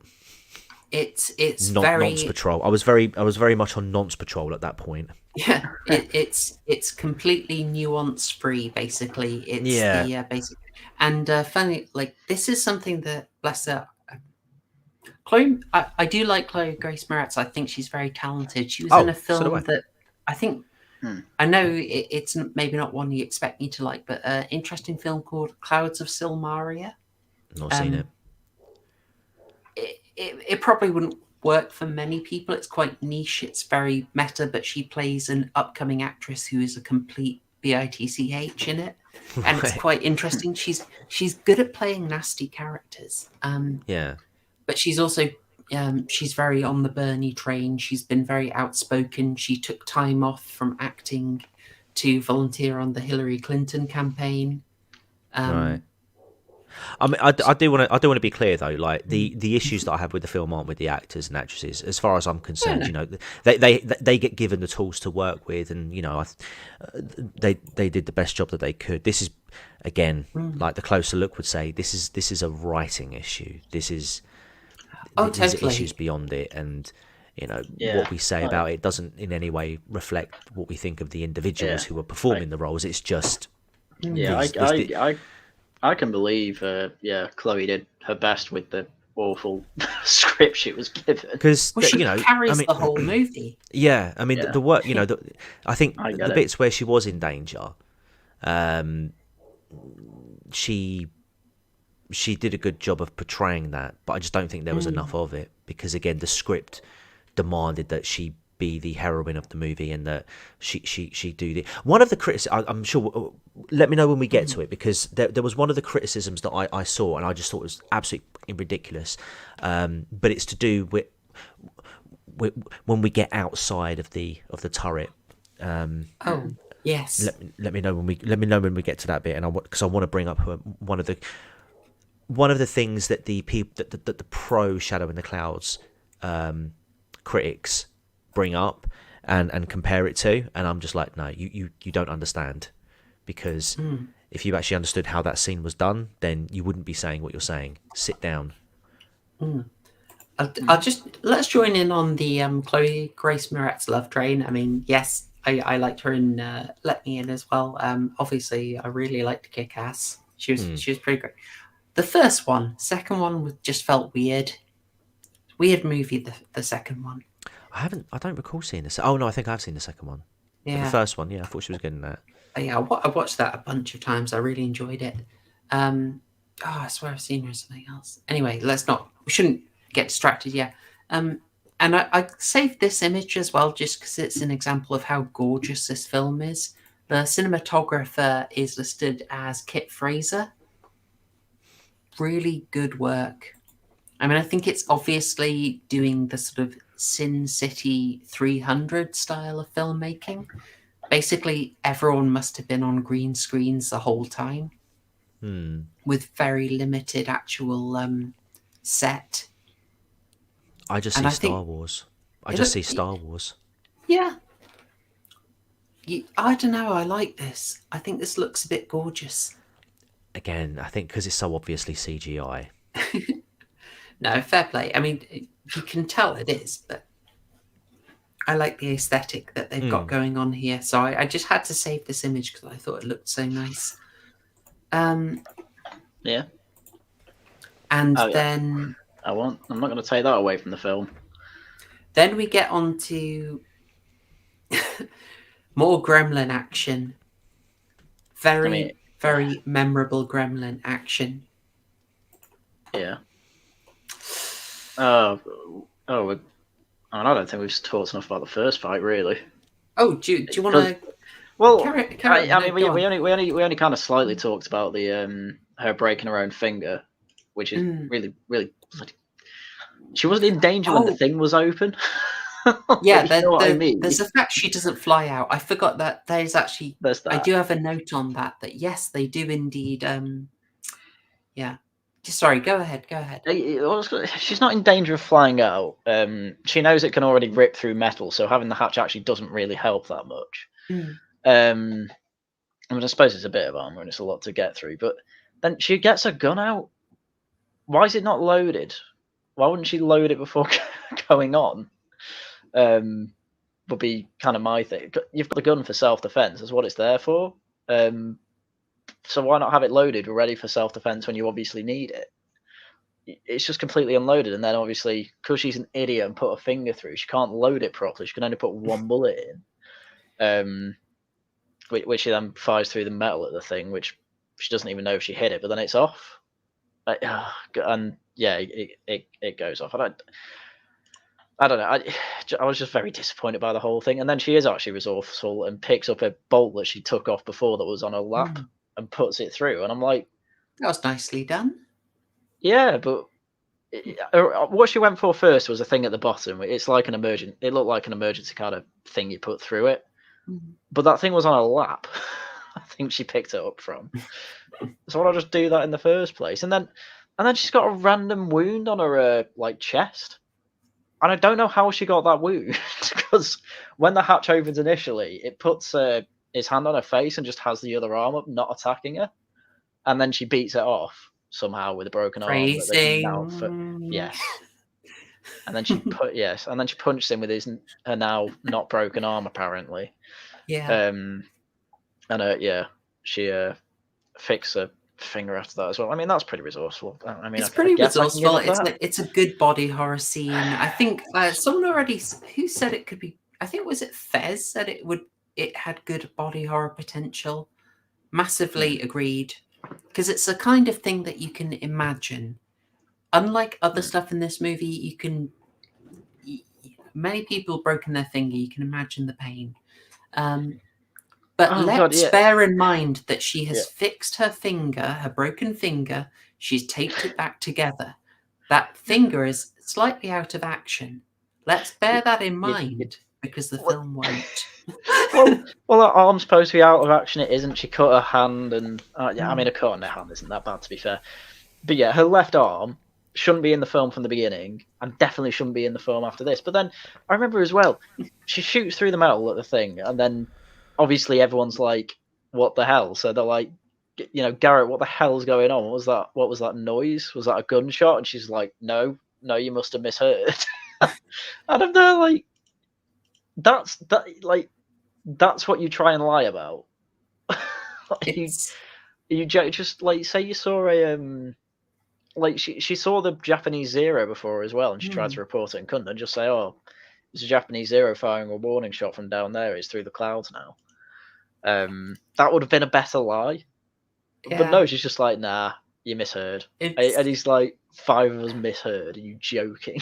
It's a weird one. No, bless your heart. Oh no! Oh, bless your heart, no. Charlie. No, I'm sorry. There Well, are grades welcome to to this. the. We always suspend our disbelief to a certain extent, but oh man, I'm sorry. This film really took the mick in some places. Yeah, there aren't many films. I don't think there are many films where when someone breaks an arm, they can use that arm as if it's not broken again. I will say I don't know if that arm was actually broken though. Again, Yeah. I'm pretty sure the whole point of the sling was to conceal the gun that she bought on. That's my interpretation. Yeah. The finger side of it, I think it was more dislocated than broken. And you do see her sort of put it back in. I'm looking for things to defend. I'm looking for things to defend. No, that's fair. The reason I don't buy that it wasn't broken is because when she does take it out the sling initially, she does nurse it quite a bit. She's like, "Oh, kind of hurts. I'm nursing it." Is she? When was that? It was when the gun's revealed. I think it's just after she's kicked off comms. Right. Okay, so it's not as if she's doing it performatively then.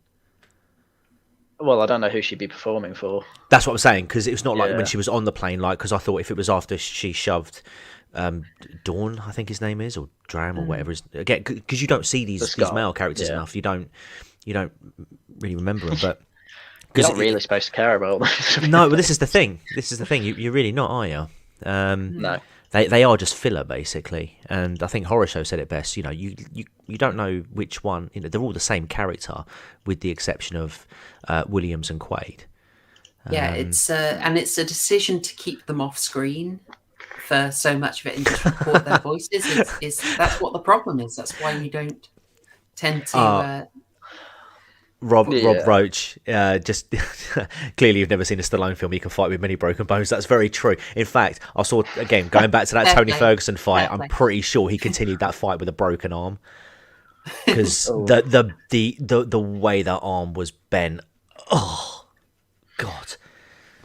From what I understand of Rocky films, aren't like only the first one's really any kind of good, isn't it? I've not seen them, but shut up! No. Oh no, they're great.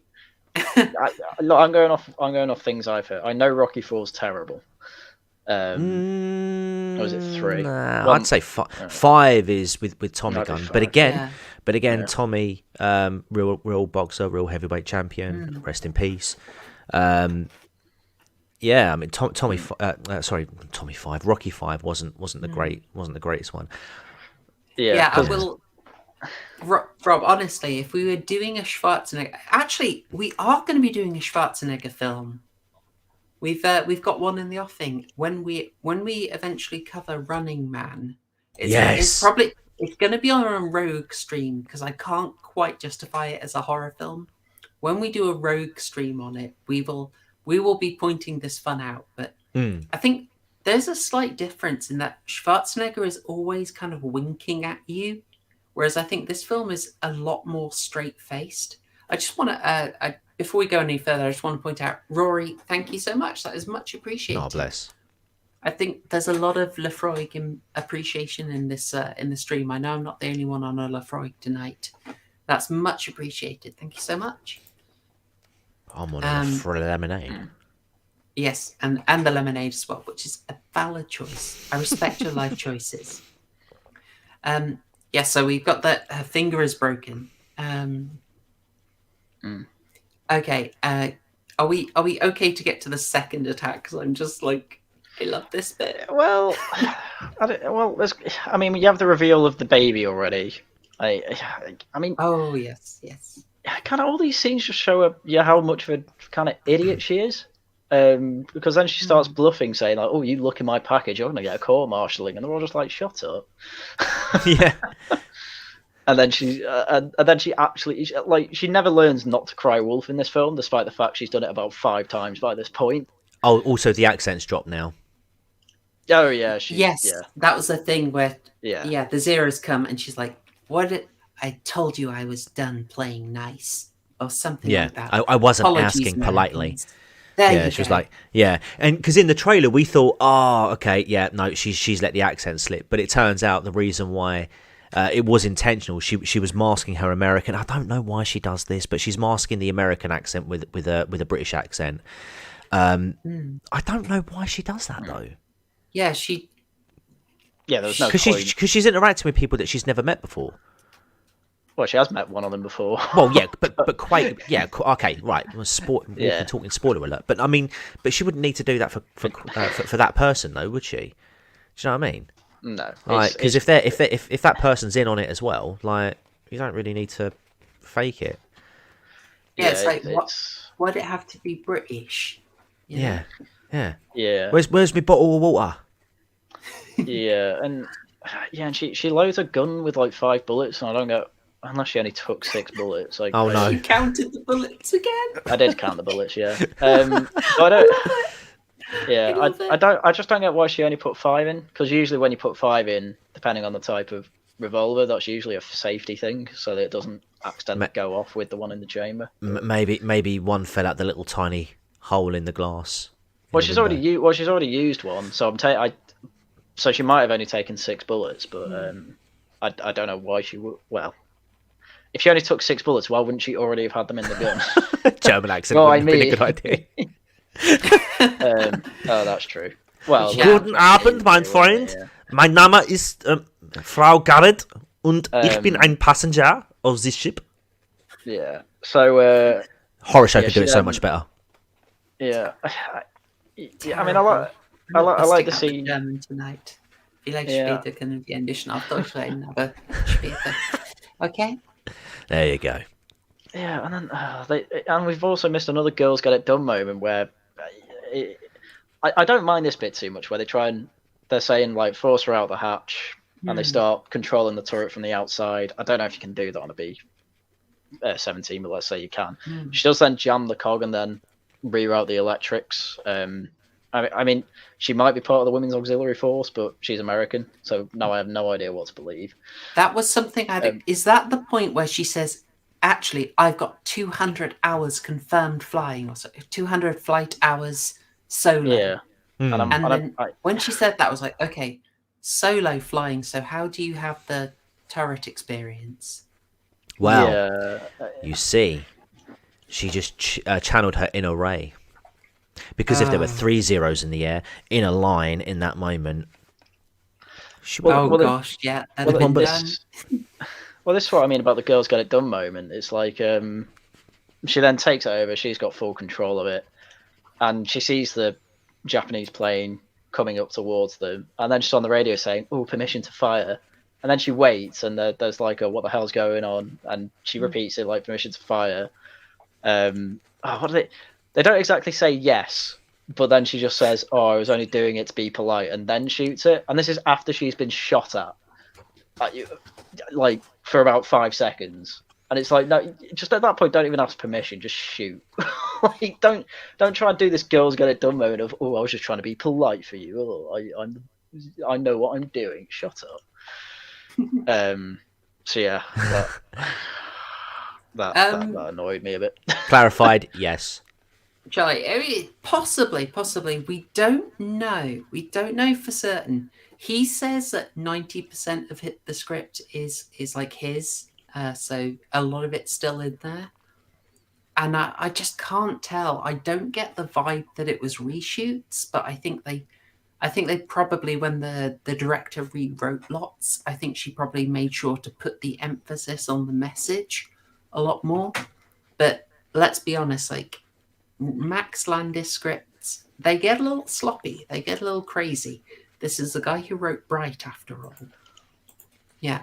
And waifu, I mean, thank you so much. Yeah, girls get it done. Absolutely. I mean, this is the thing. I think Max Landis deserves to be in jail for this script more than for anything else he did, to be honest. So, No. but yeah, my God. I would I definitely love watch the stuff you Rakata. guys. I would definitely love Rakata Law's stream as he live streams that trial. yeah. That'd be nifty. So I love yeah, the knowledge you guys have. This is fantastic. I have no military history knowledge. I- You not folks are invaluable. yeah, I assumed it was a double action, so the safety thing, I'm kind of like, probably not that. She probably just did have 6 bullets, which again begs the question: why would she not load the gun before she got on the plane? Anyway, especially if she's only like supposedly got one hand working. It's just, it's so stupid. But yeah, she managed to shoot the plane, and now we know there's a baby on board.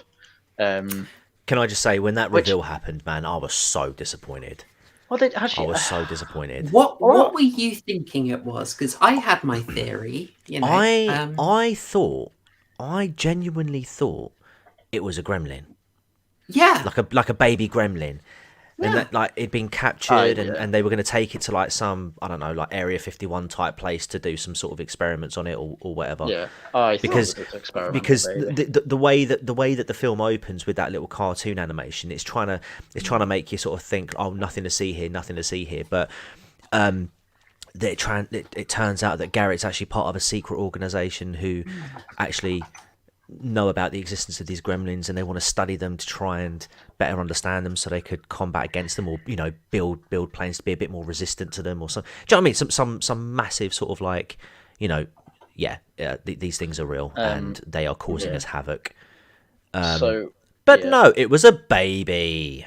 Yeah, I mean, I thought it was some sort of experimental baby, like, I don't know, half pig, half human, or something more interesting than this. Half pickle, half Rick. Yeah. Oh no. Oh. Yeah, and just to answer your question, though, Horrorshow, when you've got a revolver, you either have single action where you need to pull back the hammer and then a trigger pull lets it go, or you have double action where pulling the trigger rocks the hammer back and then fires it. And I think it was specifically Colt, their design with the hammer. Basically, you could push the single action hammer forward like with enough force that it just sets off anyway without having to pull it back and fire the trigger. So that's why they put 5 bullets in. So that's the difference. Are you saying a baby gremlin would have been better? It would have been. It would have easily been. Gremlin is what's attracting gremlins to the plane. I kind of liked that. It definitely would have explained why this gremlin was so interested in the baby. If it was a baby gremlin, hey, what are you trying to do with one of our own? Instead, no, I'm going to have a fixation with some random person's child. Don't really make sense to me. It fixes a lot of issues. Yeah. I know they have done it before. It's not a super original idea. Like I Am Legend is a very good idea of it. Where they did the same thing, and it's usually done as a move to be sort of humanizing to the creatures. Yeah, which I quite like that. I mean, yeah.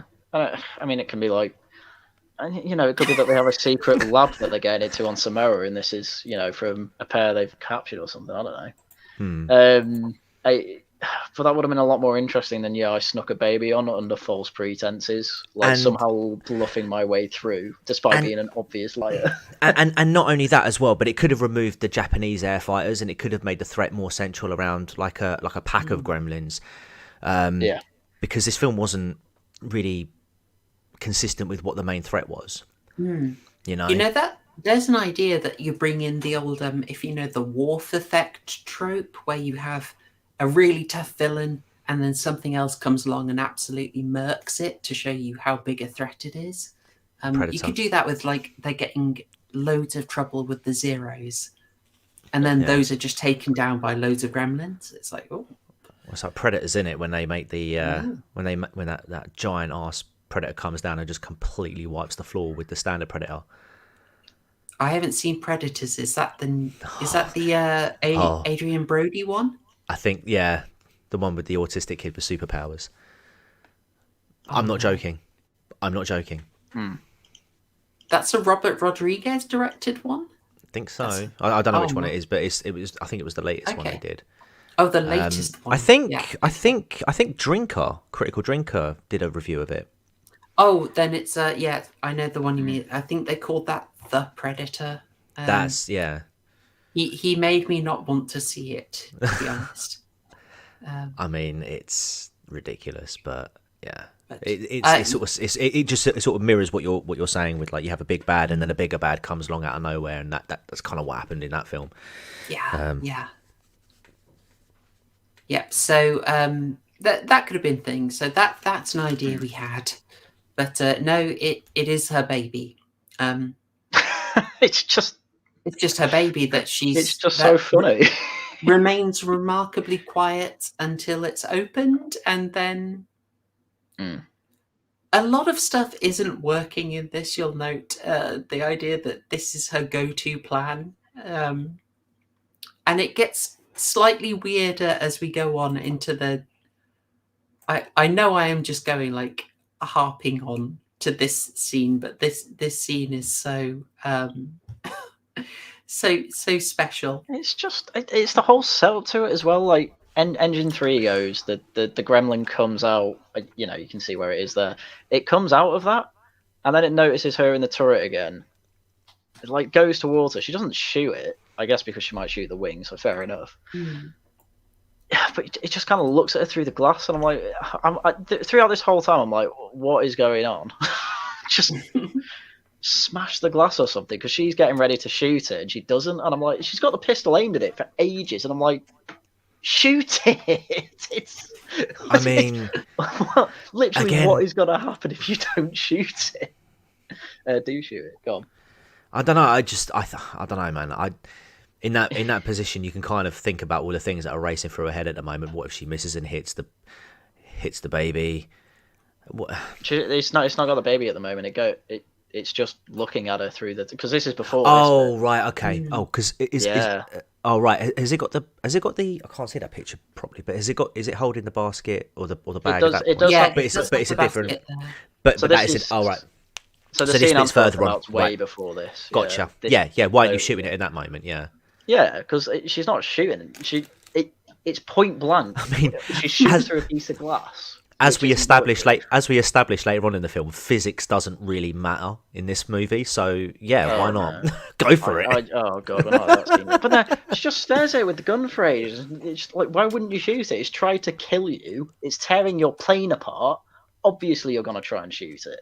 But no, she just doesn't bother. But then he just kind of ignores her for some reason, and then goes back in the plane, and then grabs the baby. Don't really know why. But this gremlin's just trying to steal the baby. Yeah, he's got it hooked on there. So your baby in the box is hanging there off a pipe. I think I do have a better shot of. Hang on, have I got a better shot of the baby on the pipe? I have. I mean, it goes into spoiler territory, so I'll leave it for the moment. But basically, yeah, that. Well, okay, I'll show what we get into, because this is an absolutely bravura sequence.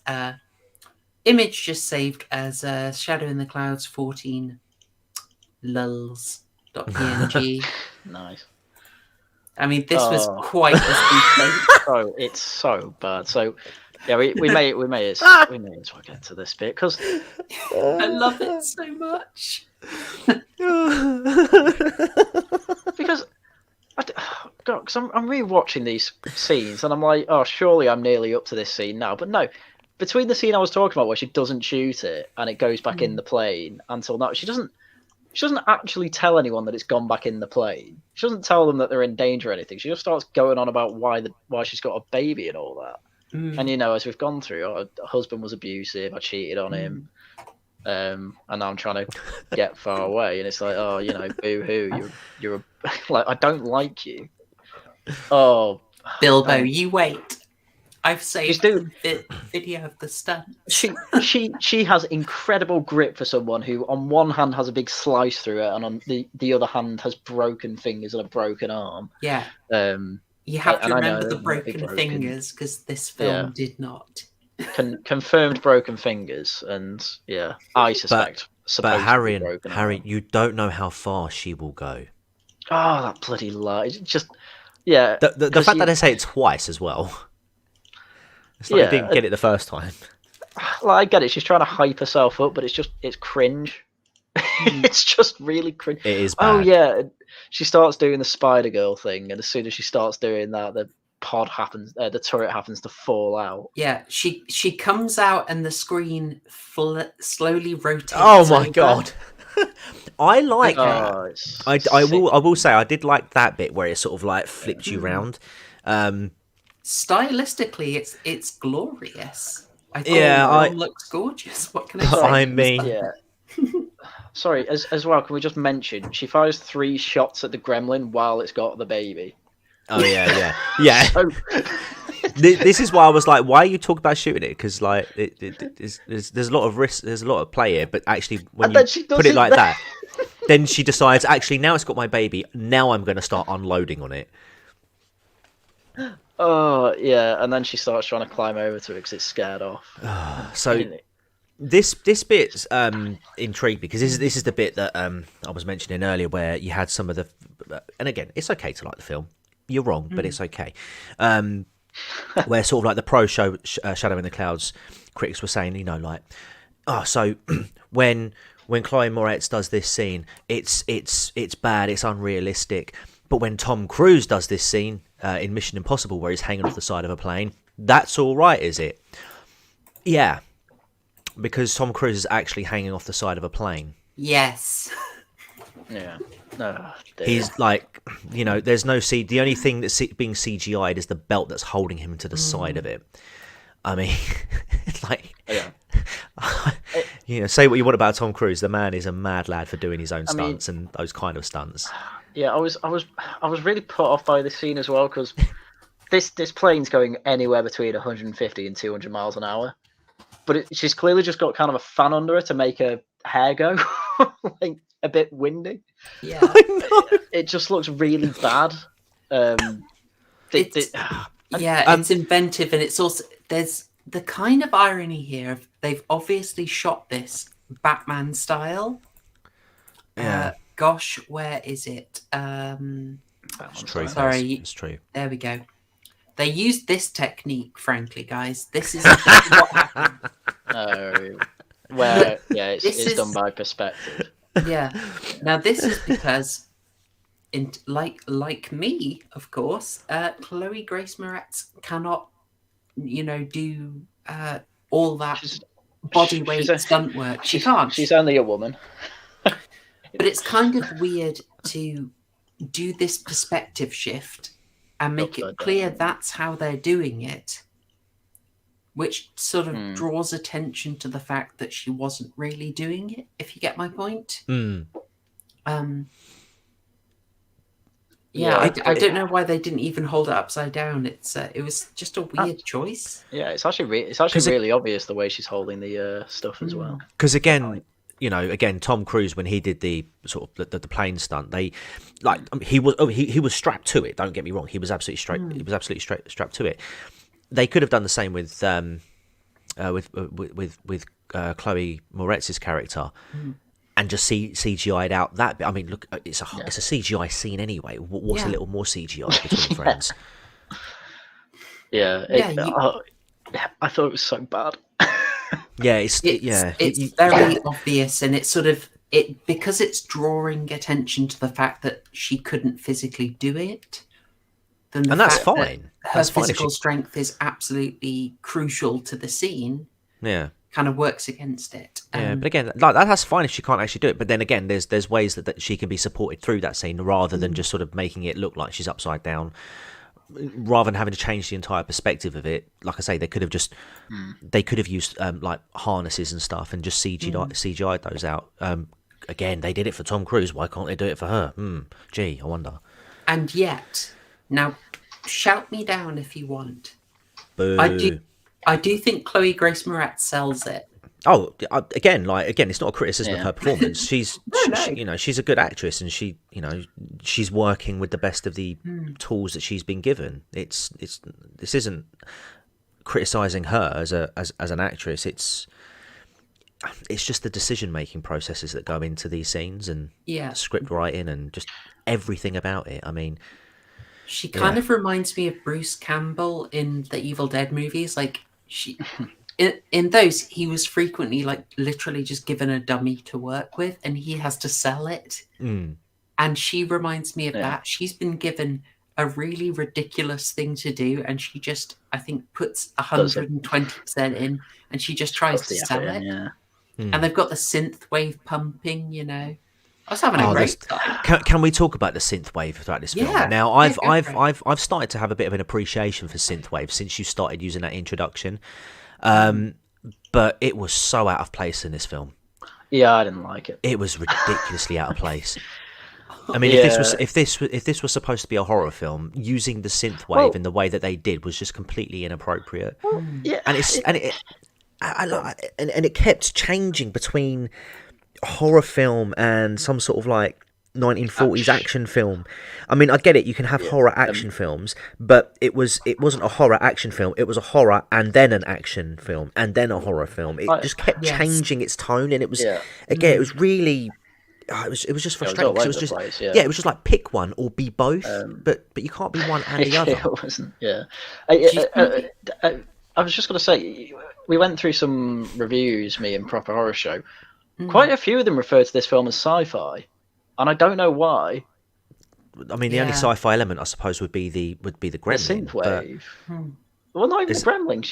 You can have gremlins in medieval times. You'd hardly call that sci-fi. Yeah. No. I'm just saying, if you were to pick something that wasn't. Oh right. Yeah. Do you know what I mean? That would be because I mean, you could argue it's like an extraterrestrial, like. I don't know, Alien would be like a sci-fi. I don't know what it is. But Alien, for example, would be like a sci-fi horror. But obviously, that's because you've got the science fiction element in it. Yeah, exactly. So if you're calling it sci-fi, I can only imagine it would be something on the lines of, gremlin, not of this world. Yeah, but we don't even know if it's not this. It could have just been native to one of the Polynesian islands for all we know. Right. And, just going to push back. Just going to push back for a second. Chrominion, did you watch this film? I challenge you to hold that same position after watching this film. I'll absolutely agree that it killed the horror, but on the other hand, I bloomin' love synthwaves. I don't get me wrong. I was having a good time with it. I don't have a problem with the music itself. I actually thought it was nice. I thought it was good. Like, it sounded good, but it would have sounded good on another film. Yeah, it's just it just didn't fit. It would have been so much better in Possessor, which you two haven't seen yet. No, but we're going to. We are going to see it. It's going to happen. Yeah, right. I mean, I've got to the point in kind of my background rewatching a bit on silent where I'm up to that scene now. She's still breathing. That scene. She's still breathing, which is amazing. Wait, when you say that scene, do you mean the bit from the trailer we loved? You know the one I mean. Okay, all right. We'll do the recounting. So she's gone out. She's done this Batman and Robin thing. Her baby somehow has not frozen to death or been blown off. She hasn't been blown off. We're just stepping over physics. Just dab on physics, and then she basically gets back in via some nonsense shenanigans. But oh gosh, don't you know? It's a little hard to do it. And she gets a baby in, but then she's about to fall out. This was in the trailer. What's And then worse this is happens. Like, okay, Yeah, pray this doesn't get the stream let's- demonetized. Right. Let's just go. play it. It's Here so we go. good. Here we go.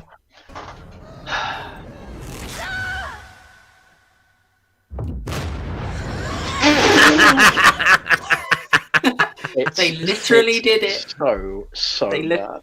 This is fair use, Susan. This is fair use.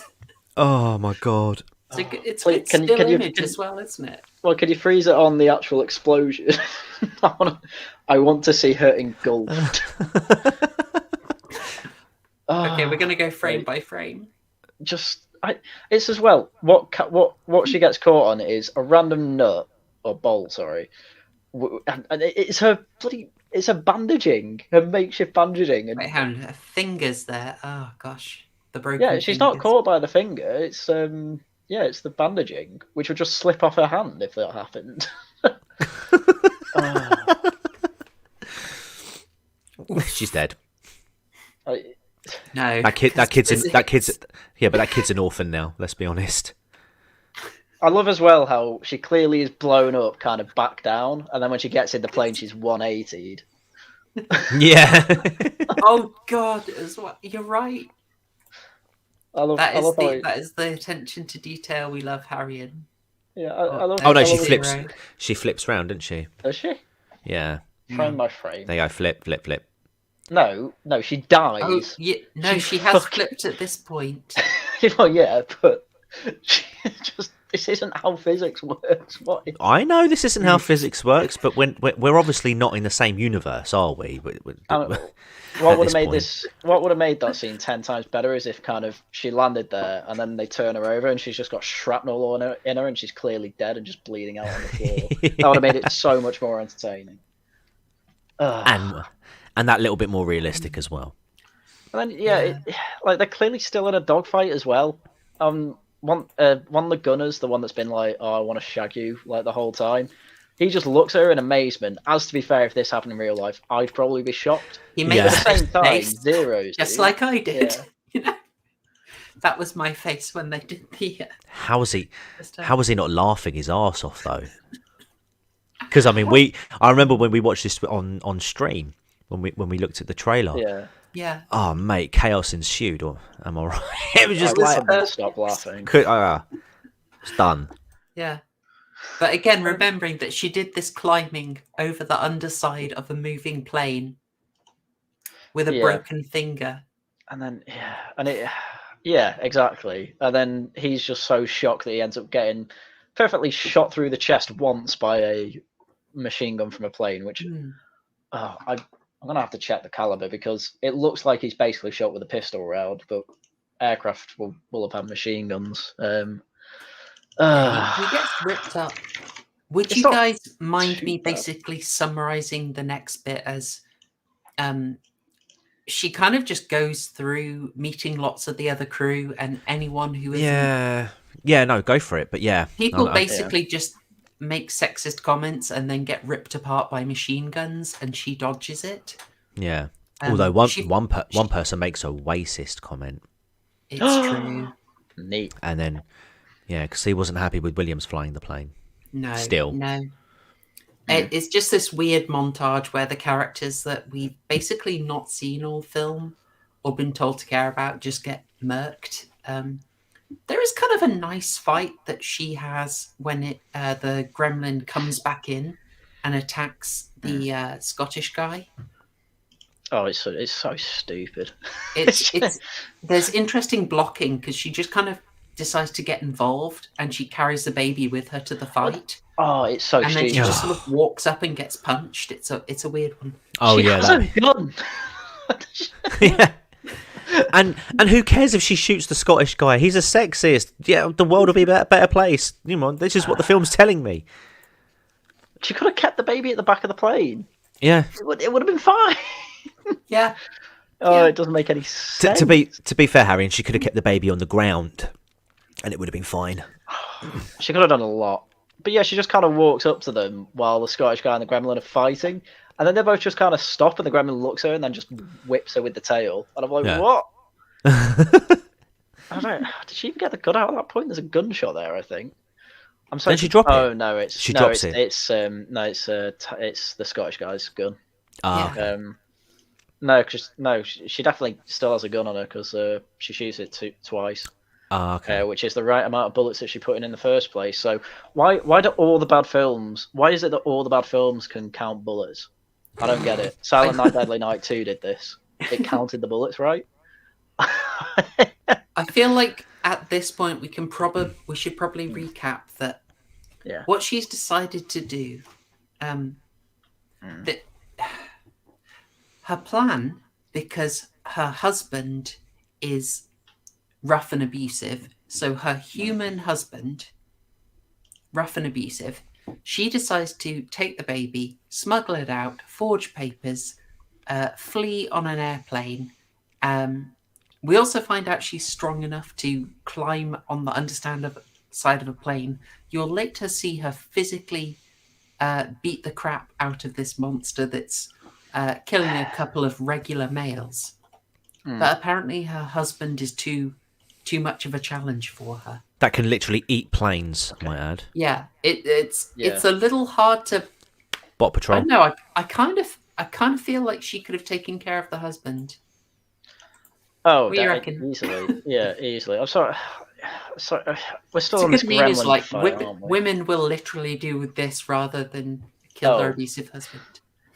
Yeah, women will ruin. Women will literally get in a situation that gets 5 men killed rather than just beat their husband up. Abusive husband up. Because just still on this gremlin fight, because I forgot how stupid this was. I mean, the Scottish guy falls out the plane because I don't know, I assume it has a bombing pit thing that opens. Yeah. She chops off its tail that the gremlins use to kind of stay on board. But then it starts to fly. It's like, of course this thing can fly. And she still has the gun on her, but she doesn't use it. She gets bits of cargo out and tries to throw it down on it. You have a gun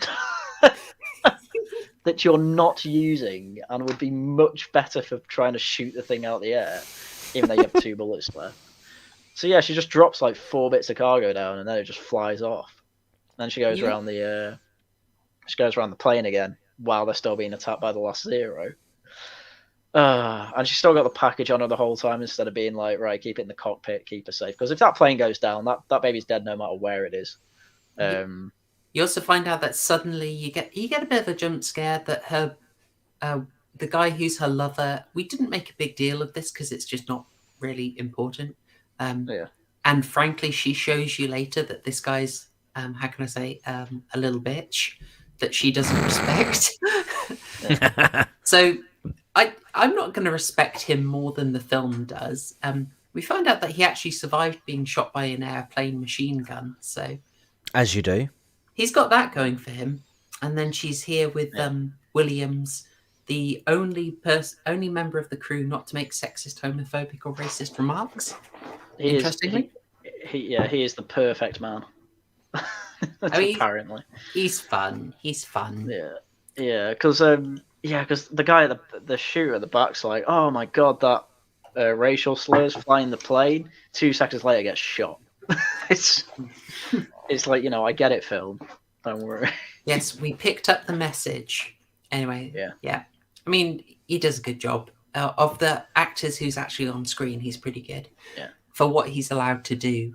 But on the other hand, he does have to be humiliated by being told by her how to fly a plane, which is not particularly great. No, she's got 200 hours experience, so Yeah. Does he ever be like, yeah, this is like my full-time thing. I've got more than that. I'm the co-pilot. Yeah. Yeah, so she comes in and Ray Skywalkers him. Yeah, basically. That's basically what. Oh, she shoots the last plane down too. She gets 2 of the 3 zeros that are after them. So dumb. It's like the men can't do anything. One of them just starts randomly shooting at the gremlin, and she's like, "Hold your fire! I'm in charge now." I mean, Yes, ma'am. After this point, she's just in charge, and I'm like, I don't know why any of them would trust her. Oh, they're all instant women. They're all instant women respecters at this point. Yeah, they're all instant simps. It's so weird. Mind Oh, you, yeah. though, to be fair, falling out of the plane and then bouncing back in probably had something to do with that. Yeah, there's this bit as well. So he says, "Oh, the elevators are jammed. I can't I can't get more lift." So the elevators on a plane, they're the parts on like the wings that tilt up and down to change the pitch of the plane. The rudders. No.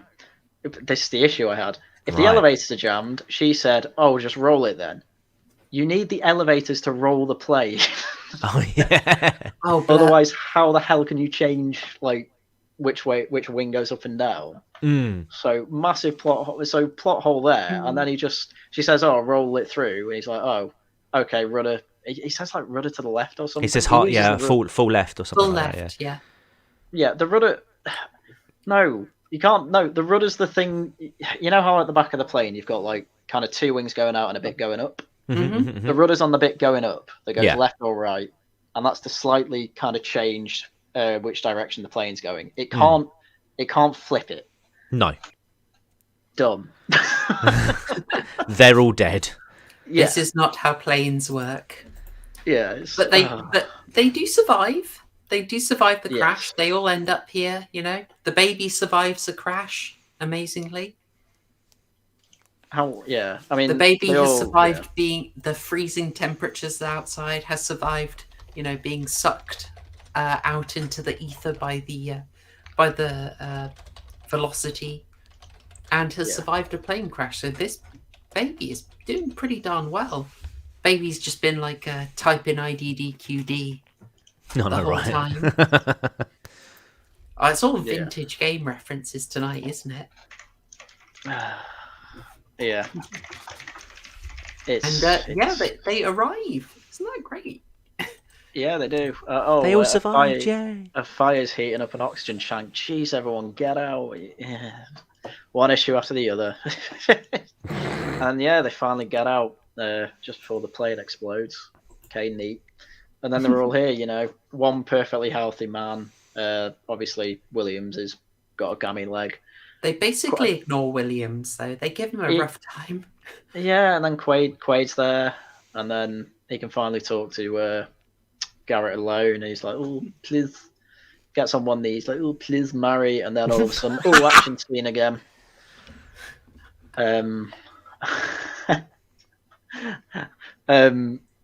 Yeah. So you know, they've survived. They've landed. The Somehow. baby's safe. I guess our movie's over, right? Well, You'd think so. So here's the thing, right? Because spoiler, gremlin action scene again. The thing is that she shot the gremlin through the chest and it fell out of the plane. A good, I don't know, 5 minutes ago, let's say. This plane's going, it's probably not at cruising speed now. It's somewhere between 100 and 150 miles an hour. So in 5 minutes, it's what? A couple of miles, probably a bit more. That's how far they've travelled. And this gremlin's been shot and, probably glided a bit and had to land to recover a bit. But no, the gremlin's here, right at the beach, just nicking the baby again. It really wants the baby. Why does the gremlin want the baby? I don't get it. What's going on? That I'm baby's getting more very whiskey. determined, and so she, what she have to do, in a time like this. Gosh darn it! Where's my image? Please get the image. Oh God, I've got it saved as "Girls Get It Done." It's an actual. That's why I couldn't find it in the order. She tears off her sleeve. Oh, No, we're not even out of that bit yet. Like, hang on. We need to get how stupid this scene is because Go for it, the gremlins there. I mean, they have the little conversation before this where they're like, "Oh, you don't need to go back to the island. You've been transferred. Your paperwork got lost." And then another guy says, "Oh yeah, those stupid dames as in the secretaries." Yeah. And then she Oh, says back, gosh, "Oh, yes. what about him?" He's like, "Nothing." It's like, gosh, so sheepish. It's like, Jesus Christ, man. yeah, I forgot about that. Yeah, they have this bonding moment, and they've done her a favor, and then it's like this could have been a fun She's joke, just a bitch. and then she's like, "Excuse." What did you say to me, you Yeah. little bitch? I've got Yeah, over 300 exactly. confirmed hours. Oh God. So And it's Yeah. kind of like this weird thing of like, you can't even joke at you haven't bonded at all. There's no No. joking about this. she's still the boss, and there is no mercy. Yeah, I know. He's quite clear, you know, unlike the beginning of the film where I know they're all bantering towards each other, but, you know, the film quite clearly makes out that they are being horrible a-holes towards her. Yeah. This last bit is just a genuine bonding, like, he's mucking him out. He obviously doesn't mean it in the context that he's putting it out at, and yeah, she's still like, what do you say? Yeah. I'd be like, I was joking, man, chill. Yeah, you know the end of Hot Fuzz? Where Sergeant Angel's in on the jokes finally? Yeah.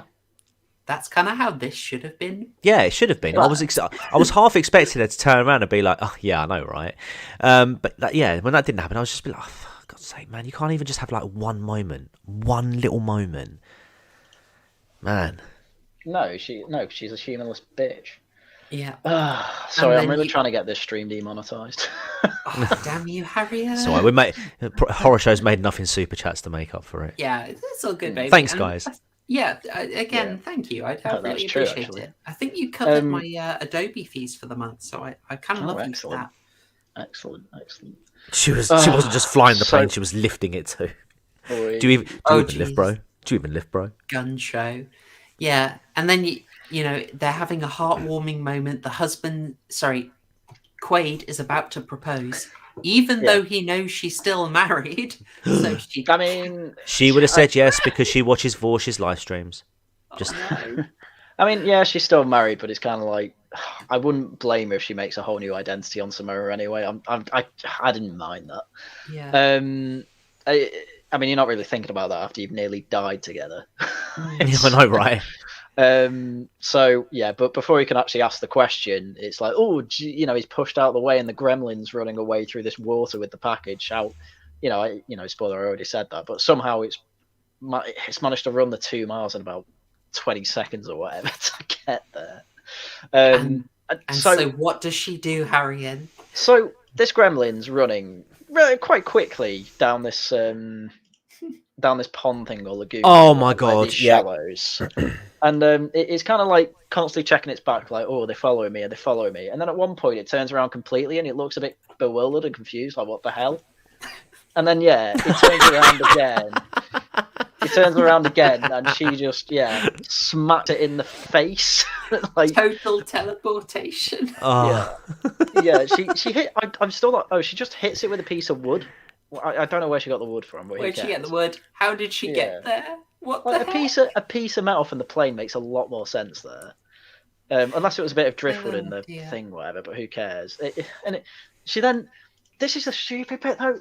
She kind of half knocks it out, and it's still breathing, so it's still alive. So she just picks up the radio box, does this like, I don't know, girls get it done walk back to the men. Gives it to Quaid and says, "You said you weren't going to let this go," and he just picks it up. This is what I meant. Like, she's so harsh to him. Yeah, he's been shot like 3 times. What the heck? So okay. So Quaid's a bit injured. Obviously, Williams isn't getting up, but you've still got Beckel, and Beckel's like nothing wrong with Beckel. But anyway, she then looks over, sees the gremlin half murmuring. I think the stream liked that image, by the way. Oh yeah. You're welcome, guys. You're welcome. I am now going to call Garrett fat Geralt.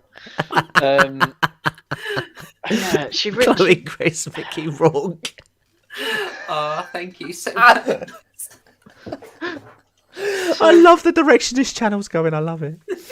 I really like you've got the plane burning there as well. Oh, I didn't know what else to make that shape. So anyway, she rips off her bloody arm thing, sleeve, and is then like, right, gets it down. Oh, I'm so cool. Like, starts going towards it like she's Hulk or something. And it is, by the way, running away at this point. Yeah, I know. And she's like, oh no, you don't get her. She's turned into a serial killer. Just runs over to it, grabs it by the tail, and starts beating the shit out of it. At this point, it's like, uncle. The thing's trying to get away with its life. This isn't heroic at all. This is like The Last of Us 2. Cruelty. This is like The Last of Us 2, where Ellie takes them down from the crosses, Oh my God, waits for I'm them dying. to get to the boat, waits for them to get to the boat, and then starts trying to like fight them. It's so stupid. But yeah, I mean, bear in mind this thing has like knives for fingers. Like she could easily die, but no, she does these like, pretty well choreographed moves. Really, I mean, I used to do karate, so they didn't look too far away from kind of what I used to do, really. But yeah, and then there's just a shot of like Quaid holding the baby. Like, all right, fair enough, he's holding the baby. Then Beckel's just there, like, I'll just leave her to it. It's like, no, no, go and No, you go and help, didn't you? yeah, exactly. But he's just like, nah, we're just gonna watch her beating the crap out of this freak of nature. Well, yeah, because girls get it done. Yeah, I mean, she doesn't even drown it or anything. She just punches it to death. No, it gets like a. It gets up. It's like a piece of metal and like punches it through its throat. No. Sorry, it gets up, fights back a bit, but then she kind of counters and then breaks its arm. And then and uses the. And then she like starts hitting it with itself, and then puts its knife finger through its throat. And I'm just like, oh, this is probably the worst action scene I've seen in my life. It's just. I mean, at that point, you could argue that the gremlin was acting in self-defense at that point. I mean, I'm not against killing the gremlin, but no, but in the manner it was clearly pegging it. Well, the men were still armed. The men still had their guns. She didn't have hers anymore. They still had their guns. And they Oh could fire all no, the Haryan, shots. she had her guns. She had her True, guns. She had she did. them guns. See, this is the problem. The gremlin brought a knife to a guns fight. I'm worried about Mima. But- I told right. Mima that you need at least 5 whiskeys to understand this film. Hang on. I think he's done it. So, if this wasn't bad enough for you, right? After she's killed it, she's kind of panicked a bit. She then gets up, starts walking back. She's like, give me my baby. Mum's here. She then gets to the higher bit of the beach you can see in the background here. She goes up to a bit there. She then gets her tit out and starts breastfeeding the baby. Not just that, she sits above all the men. Yeah, Don't yeah, forget yeah, that. Yeah, she's above all the men. All those weak men. She gets her tit out, just starts feeding the baby, and then Wait. Sorry, I got distracted. Did we mention this shot while the fight is happening? Yeah. I mentioned that. Just Beckel just I'm standing there doing nothing. Yeah. I'm sorry, Harry. Oh but no, I am. the 2 men holding the baby. Yeah. I'm sorry. It's the gay couple. At this point, Quaid should have whipped his tit out and started feeding the baby because You might as well. you might as well while you're there, mate. You're not doing anything else useful, are you?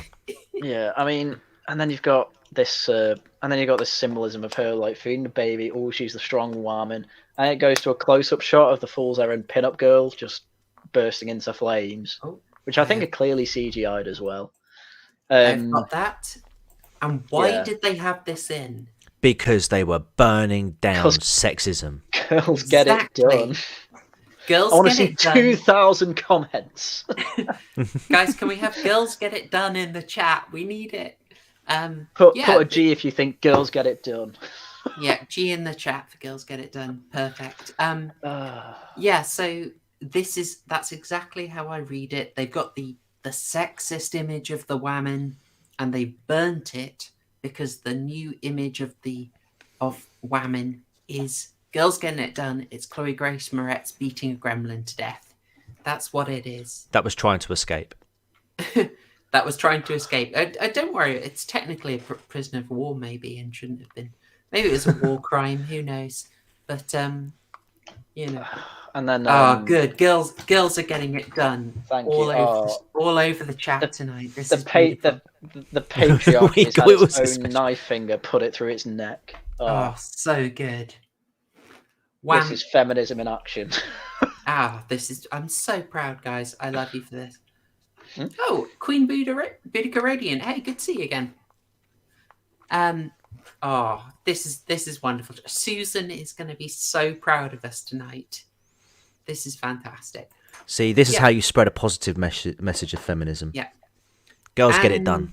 Yeah, so this is a project basically. It's the idea that there's a sexist image. We're going to destroy it, and we're going to put something strong in its place.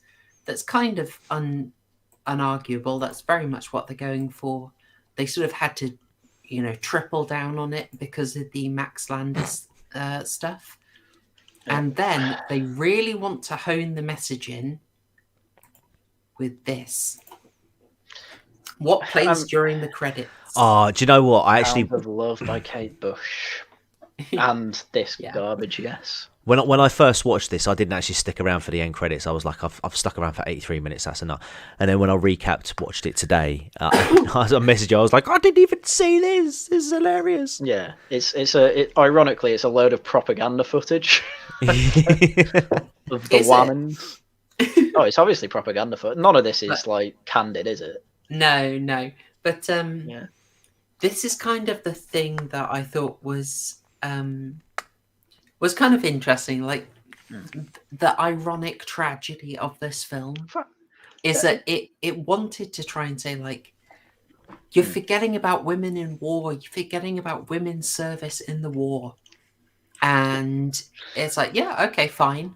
And they want to be like, yeah, here's a woman absolutely kicking ass doing something that literally didn't happen. And we're going to and if you think we were being silly, here's footage of women from the war, real women. See, it really happened. It's like what they've basically done. The ironic tragedy is they have burnt the sexist image of the women, and they've replaced it with something else that is equally untethered from reality. Essentially, they went the Battlefield 5 route. Yeah. Oh, none of these women are disabled, to be fair. Yeah. But yeah. I mean, just sorry, just to I don't know, man. Not all disabilities are visible. But just to put another layer on to this, right? In the film, she says, "Oh, technically, I'm aircrew. I'm with the Women's Auxiliary Force." Right. This is a direct line from the Wikipedia. The Women's Auxiliary Force did not serve as aircrew. Good one. Yeah, and they weren't even mainly made up of pilots. It's just like I mean, I recognise some of these images actually from when I watched the World at War. Some of them are home front or home guard propaganda. I've actually got this image saved as "Land Girls Get It Done." Yeah, because of course. Yeah. It's stupid. It is quite insulting when you think about it. It's like if you want to. Sorry, go ahead. No, I was to say because there's ways that you can positively portray women's involvement in the war, or even just women's, or even just how women like. To give an example, I've started watching Peaky Blinders, and the first season takes place about a year after the First World War. And in some of the scenes, some of the conflict that like two of the main characters are having is sort of like their role within the family, like, should we say business? Because one of them was away serving for serving their nation, fighting in France, while the woman was at home, basically left to pick up the pieces and continue to run the business. And the way that they sort of like manage the dialogue and the interactions and the conflict, it's quite well handled, and it's quite grounded in reality. Like there's bits like I wouldn't do this, I wouldn't make this decision, and then like the female would turn around and say, well, I made that decision, you weren't here, you were off fighting, I was here left to pick up the family. That's a legitimate role that women played in those times, and it's not something to be sort of shied away from, or to be looked at in a negative manner, because they had to. Yeah. The men weren't around to tend the fields or do whatever. Literally, the women had to women had to pick up those pieces, and that can be portrayed in a positive way. You don't have to make up this fake bullshit to try and like Yeah. play the role any bigger than what it already was. Yeah, it's it a is a very current desperation year film. to It have is, it is, and that like, and don't get me, operates to and don't get me wrong. Name a male pilot who was hanging upside down from a plane 35,000 feet in the air. I mean, it's equally James as Bond. ridiculous. Jake, all right, fair enough, but you know, it's equally as ridiculous. That's, But the problem is, because you have real world events like, I don't know, like you could look at Pearl Harbor, for example, as a movie. You know, again, it's you know, that film's firmly grounded in reality in terms of the actual event that took place. You don't need to exaggerate it. And yeah, okay, it was men, and what, you know, these were people serving their country at the time, men and women. Yeah. And even then, you get positive. Sorry to interrupt, but you get it's heroic fine, moments from the women there, who you know, the women who were working in the hospitals, having to like get the patients out and you know, make sure that they were safe, while all these kamikaze pilots are slamming into the warships and bombing the hospital buildings and shooting up the place. You know, there was some real heroic moments from the women there too. It was just from a different perspective. Yeah, because You don't need to reverse the roles to make it work. Yeah, I mean, it is very Battlefield 5 because you know that the front cover of that game had a woman on it for a start, and then one of the missions, they're called war stories, and they're supposed to be fairly representative of life. So they took a mission that 11 Norwegian special forces took to take out a heavy water facility in Norway that the Nazis were using. They replaced those 11 men with one woman. Yeah, I heard about this. Yeah, and they completely overplayed her role in the actual event. She just didn't exist. Right. Oh, well, there you go then. They just completely made her up. She didn't exist. So. Yeah, and that just craps all over the memory. That's right. That just craps all over the memory of the people who actually did, you know, take part in those events, and it's, you know, it's bloody disrespectful. That is exactly what I'd love to say, and I think that example is probably what happened in this film as well. It leaves a really bad taste, you know, for all we've laughed at it being silly, it leaves a bad taste in my mouth, because part of the mission of actually we're going to show you girls got it done by doing something that just, you know, did not happen, is they also had to show the male crew were bigots and largely incompetent. It's like, this wasn't just, excuse me, please don't forget about the contributions of women. It was actually, women are amazing, and you would have you're all useless, horrible bigots who wouldn't have managed without us. And that's a really nasty message, you know. I want to get the director / writers of this film and Clockwork Orange them into watching Dam Busters. Careful now. Yes, because the dog has the same name as Lovecraft's cat. Oh no! Almost, but yes. Yeah. It was normal. Like, there were sea shanties from World War One where there were just N words in the sea shanty.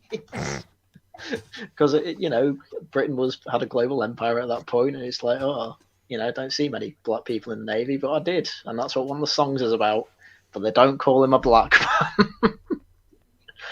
man. It's just normal, all right. It's just get over it, like, literally. I don't care. Something we kind of glided over. So we kind of got here that it's got a very bad taste because it tries to, like, excessively do women up by doing men down. Very bad decision. Oh yeah. It's current year. I think we kind of, like, glossing over, we didn't really make as big a deal. Like, they just about got 80 minutes of story. Just about. Like, this is so short. And I think part of the reason it's so short is, like, there's really not too much here. It's very straightforward. Yeah. As I said, I was watching this. There's thank you, Bilbo. Nice save. Richard, we don't all... I'm not made of passes, you know. I can't just throw them around willy-nilly. All right. Gosh, where were... Yeah. There was something we kind of went past quickly, but when they crash the flame, they crash the plane. She has a quick flash of the box the baby's in, with blood coming out of it. Yeah. And then that's revealed to be just like something she was afraid of. It was a kind of like vision, a fear she had that she visualized. Yeah. And again, this is part of the thing where I thought this is some really trippy, going to punch you in the gut thing where she's basically telling a lie about what's happened and how she ended up in a plane crash where her baby died. And I was so sure they were going to do this, and that was going to sort of round the film out and make it feature length. But they didn't. It's actually it's played really, really straight. Really straight. It's just like, the gremlin is actually just a gremlin. It doesn't really represent anything. It's just literally a gremlin. There's nothing to add. You are correct. I tried to find a gay reading, and there wasn't even a gay reading in this. No. I tried so hard. You had the shot with the two guys together, and one of them has a baby. That's a very gay shot. Haryan, hang on. Am I wrong? What? Hang on. Have I slipped into an alternate universe here? Because I'm getting Haryan getting gay readings and a proper horror show saying, I can't see it. It's all upside down. It's all what colour weird. is the sky? We've ruined it. We broke it. This film broke us. No. Oh gosh. All right. Well, I mean, that's the end of the movie, really. Let's talk There's about the much ending of the choice. movie. I mean, it's obviously it pans up. You know, she's whipped her boob out and started feeding the baby atop of the, high and mighty above all the other men. And we're supposed to be thinking that that's a good ending, but they're stranded on an island without any resources. What do we do? I mean, there's only so much breast milk that kid's gonna get before mum needs to top it up. It's I not a think good she's ending. killing and eating the rest of the crew. Yeah. She's the alpha. She's starting a new She is the alpha. matriarchy. She is at the top of the hierarchy. Yeah, just. Who would go first, you reckon? Well, the black guy's a gammy leg. Yeah, but Yeah, she makes really sense. doesn't respect Quaid. You saw how she Oh, she that's slapped true. him down. Yeah, I think True. he's going first. Yeah. Although, mind you, I mean, they've got gremlin meat for a little while. You know what? You're not wrong. Oh dear. Okay, well, I noticed we have gone over our 2 hours and 30. We are in the Super Nanny danger zone here. So we should probably round off. Are you guys cool with that? Yeah, Yes. why not? You have no idea how happy I am about that. I mean, gosh darn it. This. I just... Oh, please put that other one up. Do you want the other one? It's got to be Go the on. other one. I mean, don't I'll get me go wrong. with I the appreciate other a bit of one. Super Nanny, Probably but not for the other one up, yeah. it's got to be the other one. All right, where are we? Remember the There we girls go. get it done.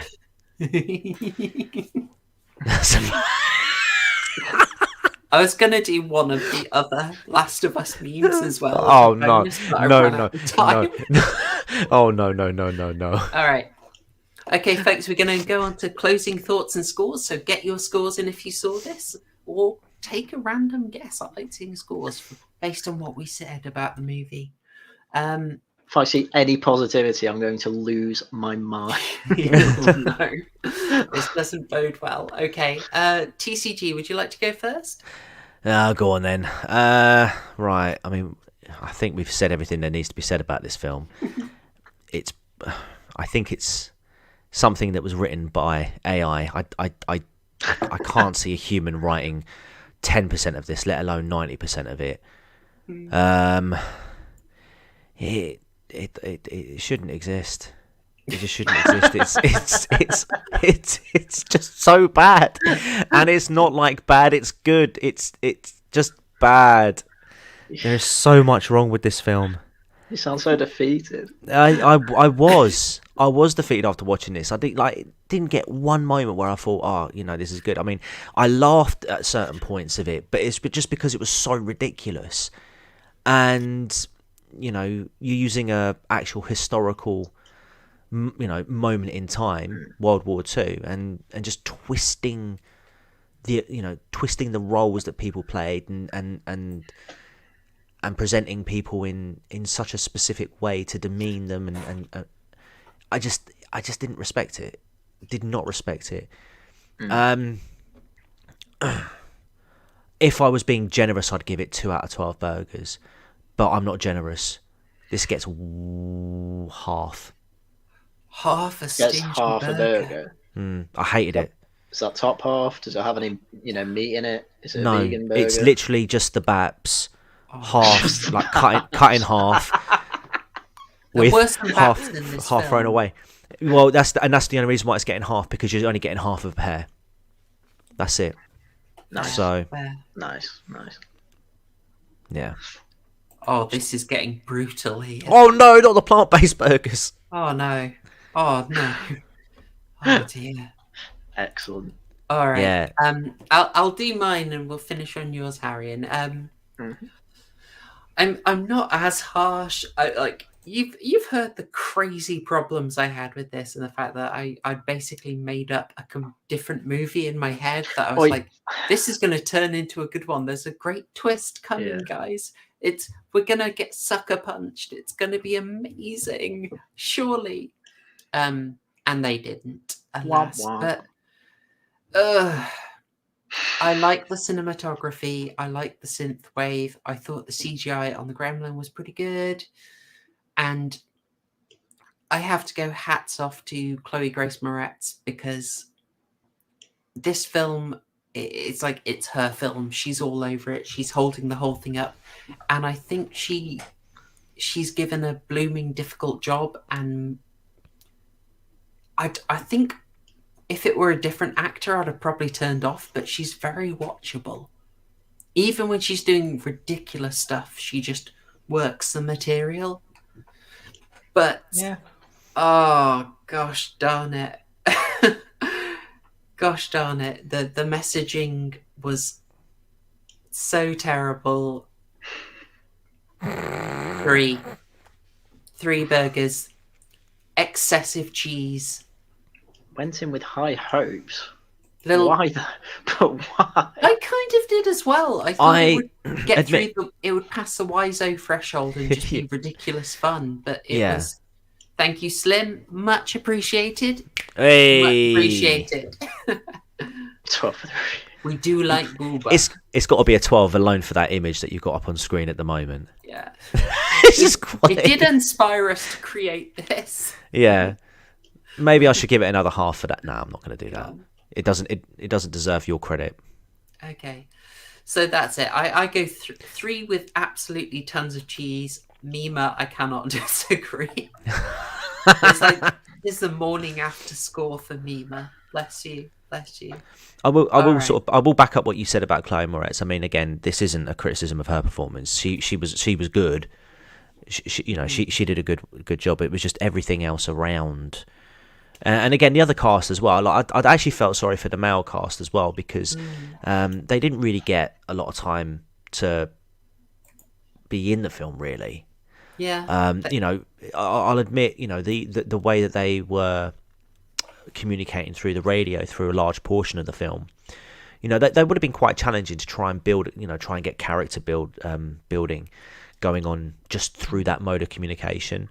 So again, it's not a criticism of them at all. It's just the decision making of these people that thought that this film, for some reason, would be a good idea.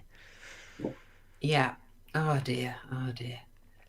Okay, and Haryan, if you want to go, I know my prediction is so off. Oh my god! Right, before you say a word, Haryan, I just want to say I've just read the prediction, right, and the score is. Wow, it's wow. All right, it's a score, eh? It's a score. I don't even want to really do a summary, but I have to, I suppose. Yeah, this film is awful. I don't even think I'm really trying to find redeeming features, and absolutely none of them are in the script. I mean, I guess it's well acted, but you kind of just expect that from big budget films like this, especially with Chloe Moretz in it. There's no character growth either. Like, every character is just the same at the beginning and at the end. The racist is still racist. Like, you have that tiny bit, I guess, where they're like, "Ooh, you don't have to transfer, no," and they were like, "Oh yeah," and then Chloe's just a massive tit to them again. Just some of the scene, like the explosion scene. Anything more to say? You've got Fat Geralt punching the gremlin here. I mean, I don't know who wrote this and thought that's good. But clearly they need the head checking. Max Landis and Roseanne Liang. I'm making a watch Dam Busters. Just everything about this film's bad. Very rare. I don't think there's any redeeming qualities to it, honestly, apart from it's 2 really funny scenes, which aren't intended to be funny. So, after all that, 1 out of 12, no cheese. This film doesn't even get the cheese. No. It's a poop sandwich. Right, are you ready? Yeah. Okay, so I don't know. Do we need to read the prediction? No, we're reading this because I'm sorry, but you should be ashamed. I know that sometimes you can be a bit on point and off point, but I'm going to have to reconsider my position as a co-panel guest on this show if you get something as offbeat as this prediction. So here we go. Late prediction for Haryan. Girls get it done. Girls get it done. Girls get it done. I have no idea. He'll point out the absolute nonsense in the story, that her plan makes no sense and that the baby is dead 4 times over. He'll be more upset over the broken physics than the broken finger. The woke historicity?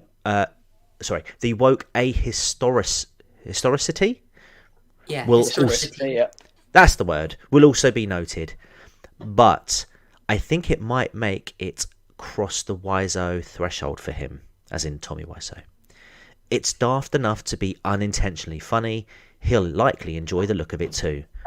He won't think it's a good film, but he will have enjoyed the madness.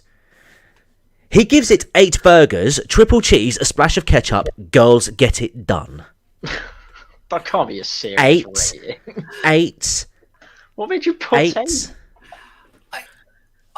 It was a moment of madness. I pictured you sitting there with Tash, laughing your ass off, and having a good time at how mad it was.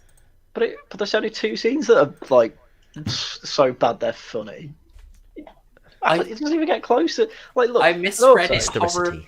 I've got to remember. Only rate the story. Rate the story. Yeah, because The Room, I give it a 3 out of 12, but I'd still watch it.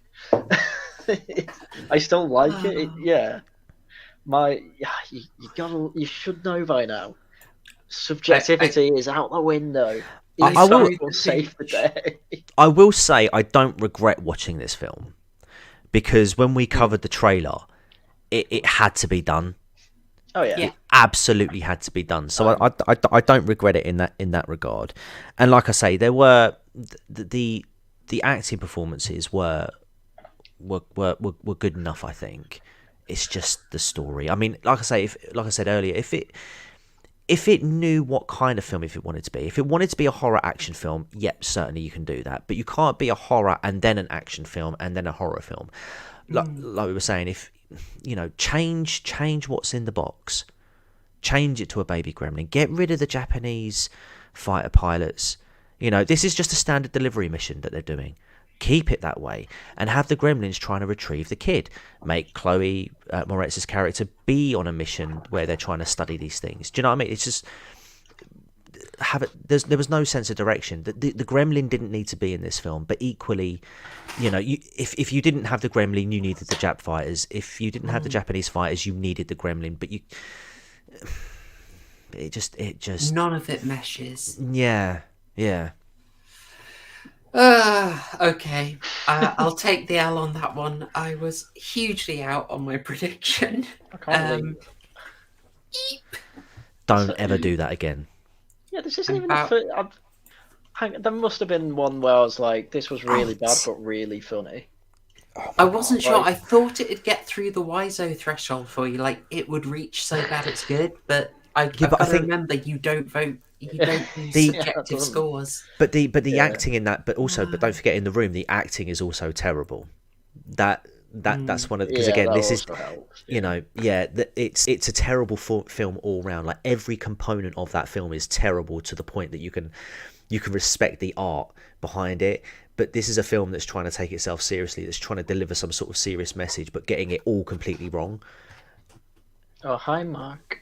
Yeah, it's not true. I did not hit her. It's bullshit. I did not.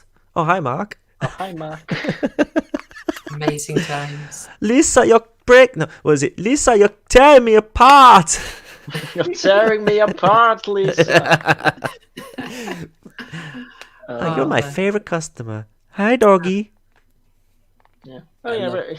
I think Ready or Not would be my example. Like Ready or Not, I think I gave it a middling mark. It was 6 or 7, but I really like that film. Like I like if it was subjective, I'd probably give it about 10. So yeah, just bear that in mind. 8 though. What the?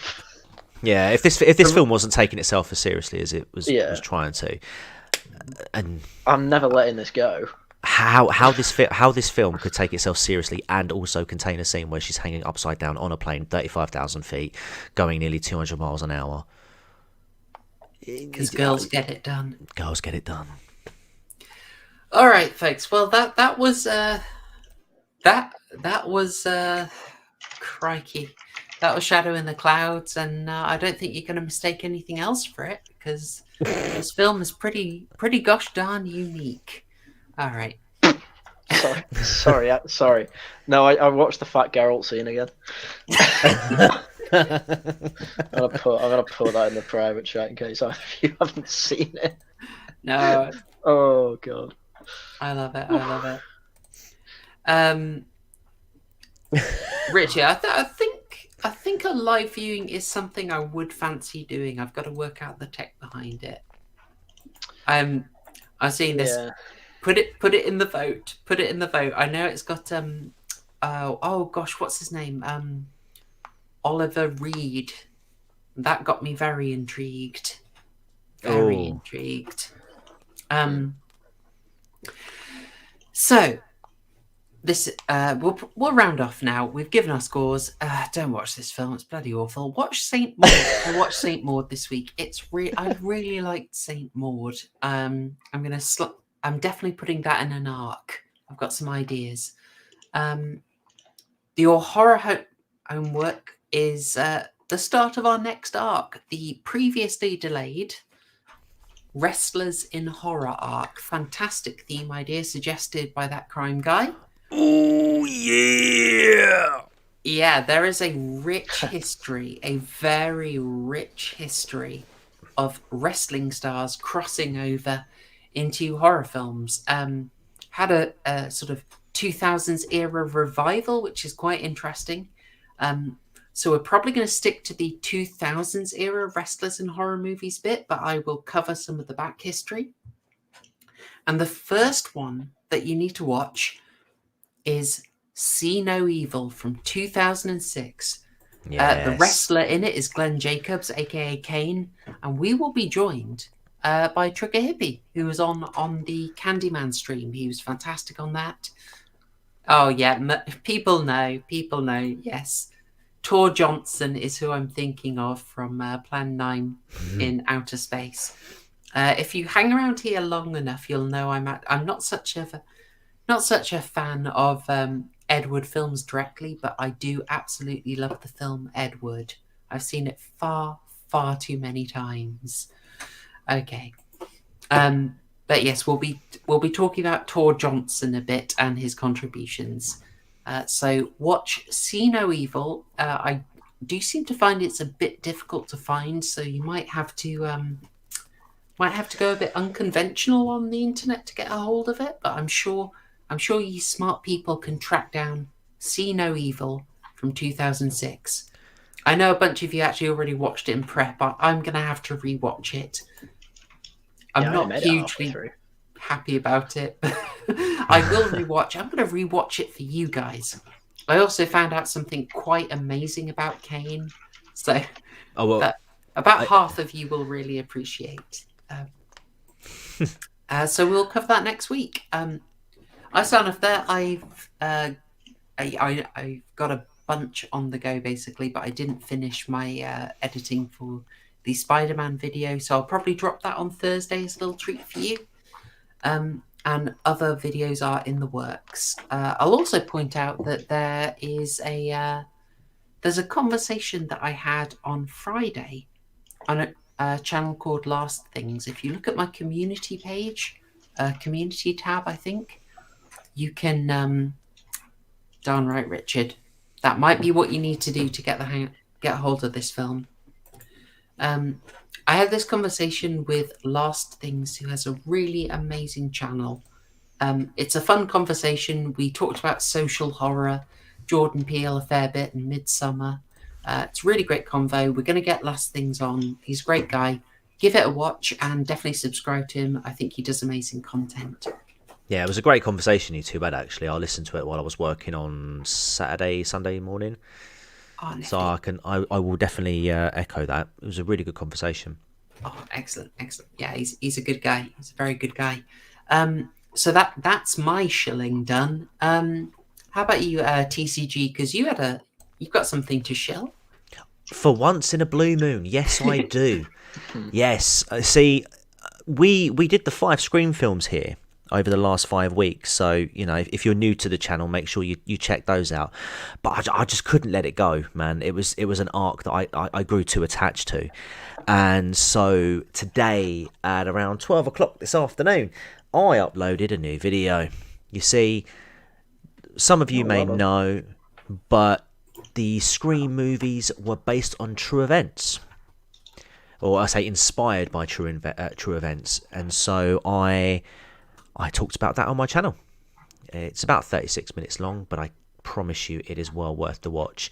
It is a story about the Gainesville Ripper, who over the period of 3 days murdered 5 teenagers in Florida. Go and watch it. It's very good. And it also ties into the Florida Man theme as well. So, lots of meta lore. And that inspired the Stab films. That's right. Scream. Oh, by the way, Matthew Lillard, aka Stu Marker, was in Scream 5. He played the metallic Ghostface in the Stab 8 film. So, frick you, I was right. Genius. Vindicated. See, this Ryan Johnson getting these legacy characters and ruining them, such as Stu, unbelievable. See, I know, right? Yeah. Only someone with bad taste can enjoy that film. And it was also his birthday the other day as well, I might add. Yeah. Nice. Right, my time to shill out. Go for it. Yes. Laughing at the Guardian was on Saturday. We had what's he called? John Cavalier and Rubber on, and we had a good time. Rubber said "clunge" more than he probably should ever in his life in that stream. Never want to hear him say the word "clunge." It was very funny though, to be fair.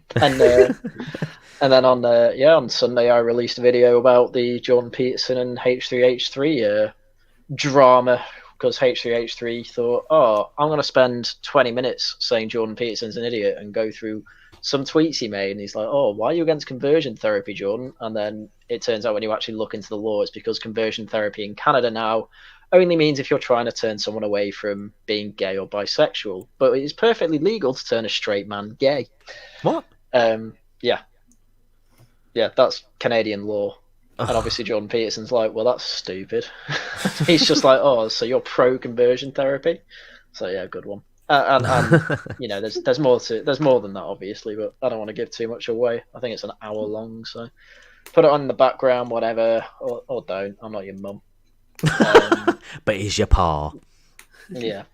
And then any more regional variations tomorrow with Tailed Feature, obviously, and then anything else annoys me during the week, you'll know because I'll make a video about it. There you go. nifty. All right. Fun stream. Super Nanny will be annoyed, but I needed to let that out, you know. She won't be to get my feelings out after this film. Yeah, she won't be as annoyed as us, I guarantee it. No, Because, you know, this film. All right, folks. That was us. You've got your horror homework. Thank you so much for watching and keeping the chat nice and lively. It was good, feisty, lively chat today, guys. I was impressed. Some good, 2,000 comments. all saying girls get it done. I want a girls get it done tower right now. Oh god. You got a few seconds before I end the broadcast. Start doing the girls get it done. And all right, but so I'll do it. Thanks also to people watching on the catch up, and especially thanks to you guys for suffering through this movie at my request. I enjoyed it, to be fair. Yeah. We were meant to have Zenn on, but he unfortunately couldn't make it. But I've got a sly theory that maybe he just started the movie and thought, F this. I'll tell you what, I think he's on Twitch right now, so I'll go and ask him. All right. Okay. That is all from us. Night, folks. I'm going to press the button now. Thanks, y'all. #RockGang. #ShieldGang. Cheers.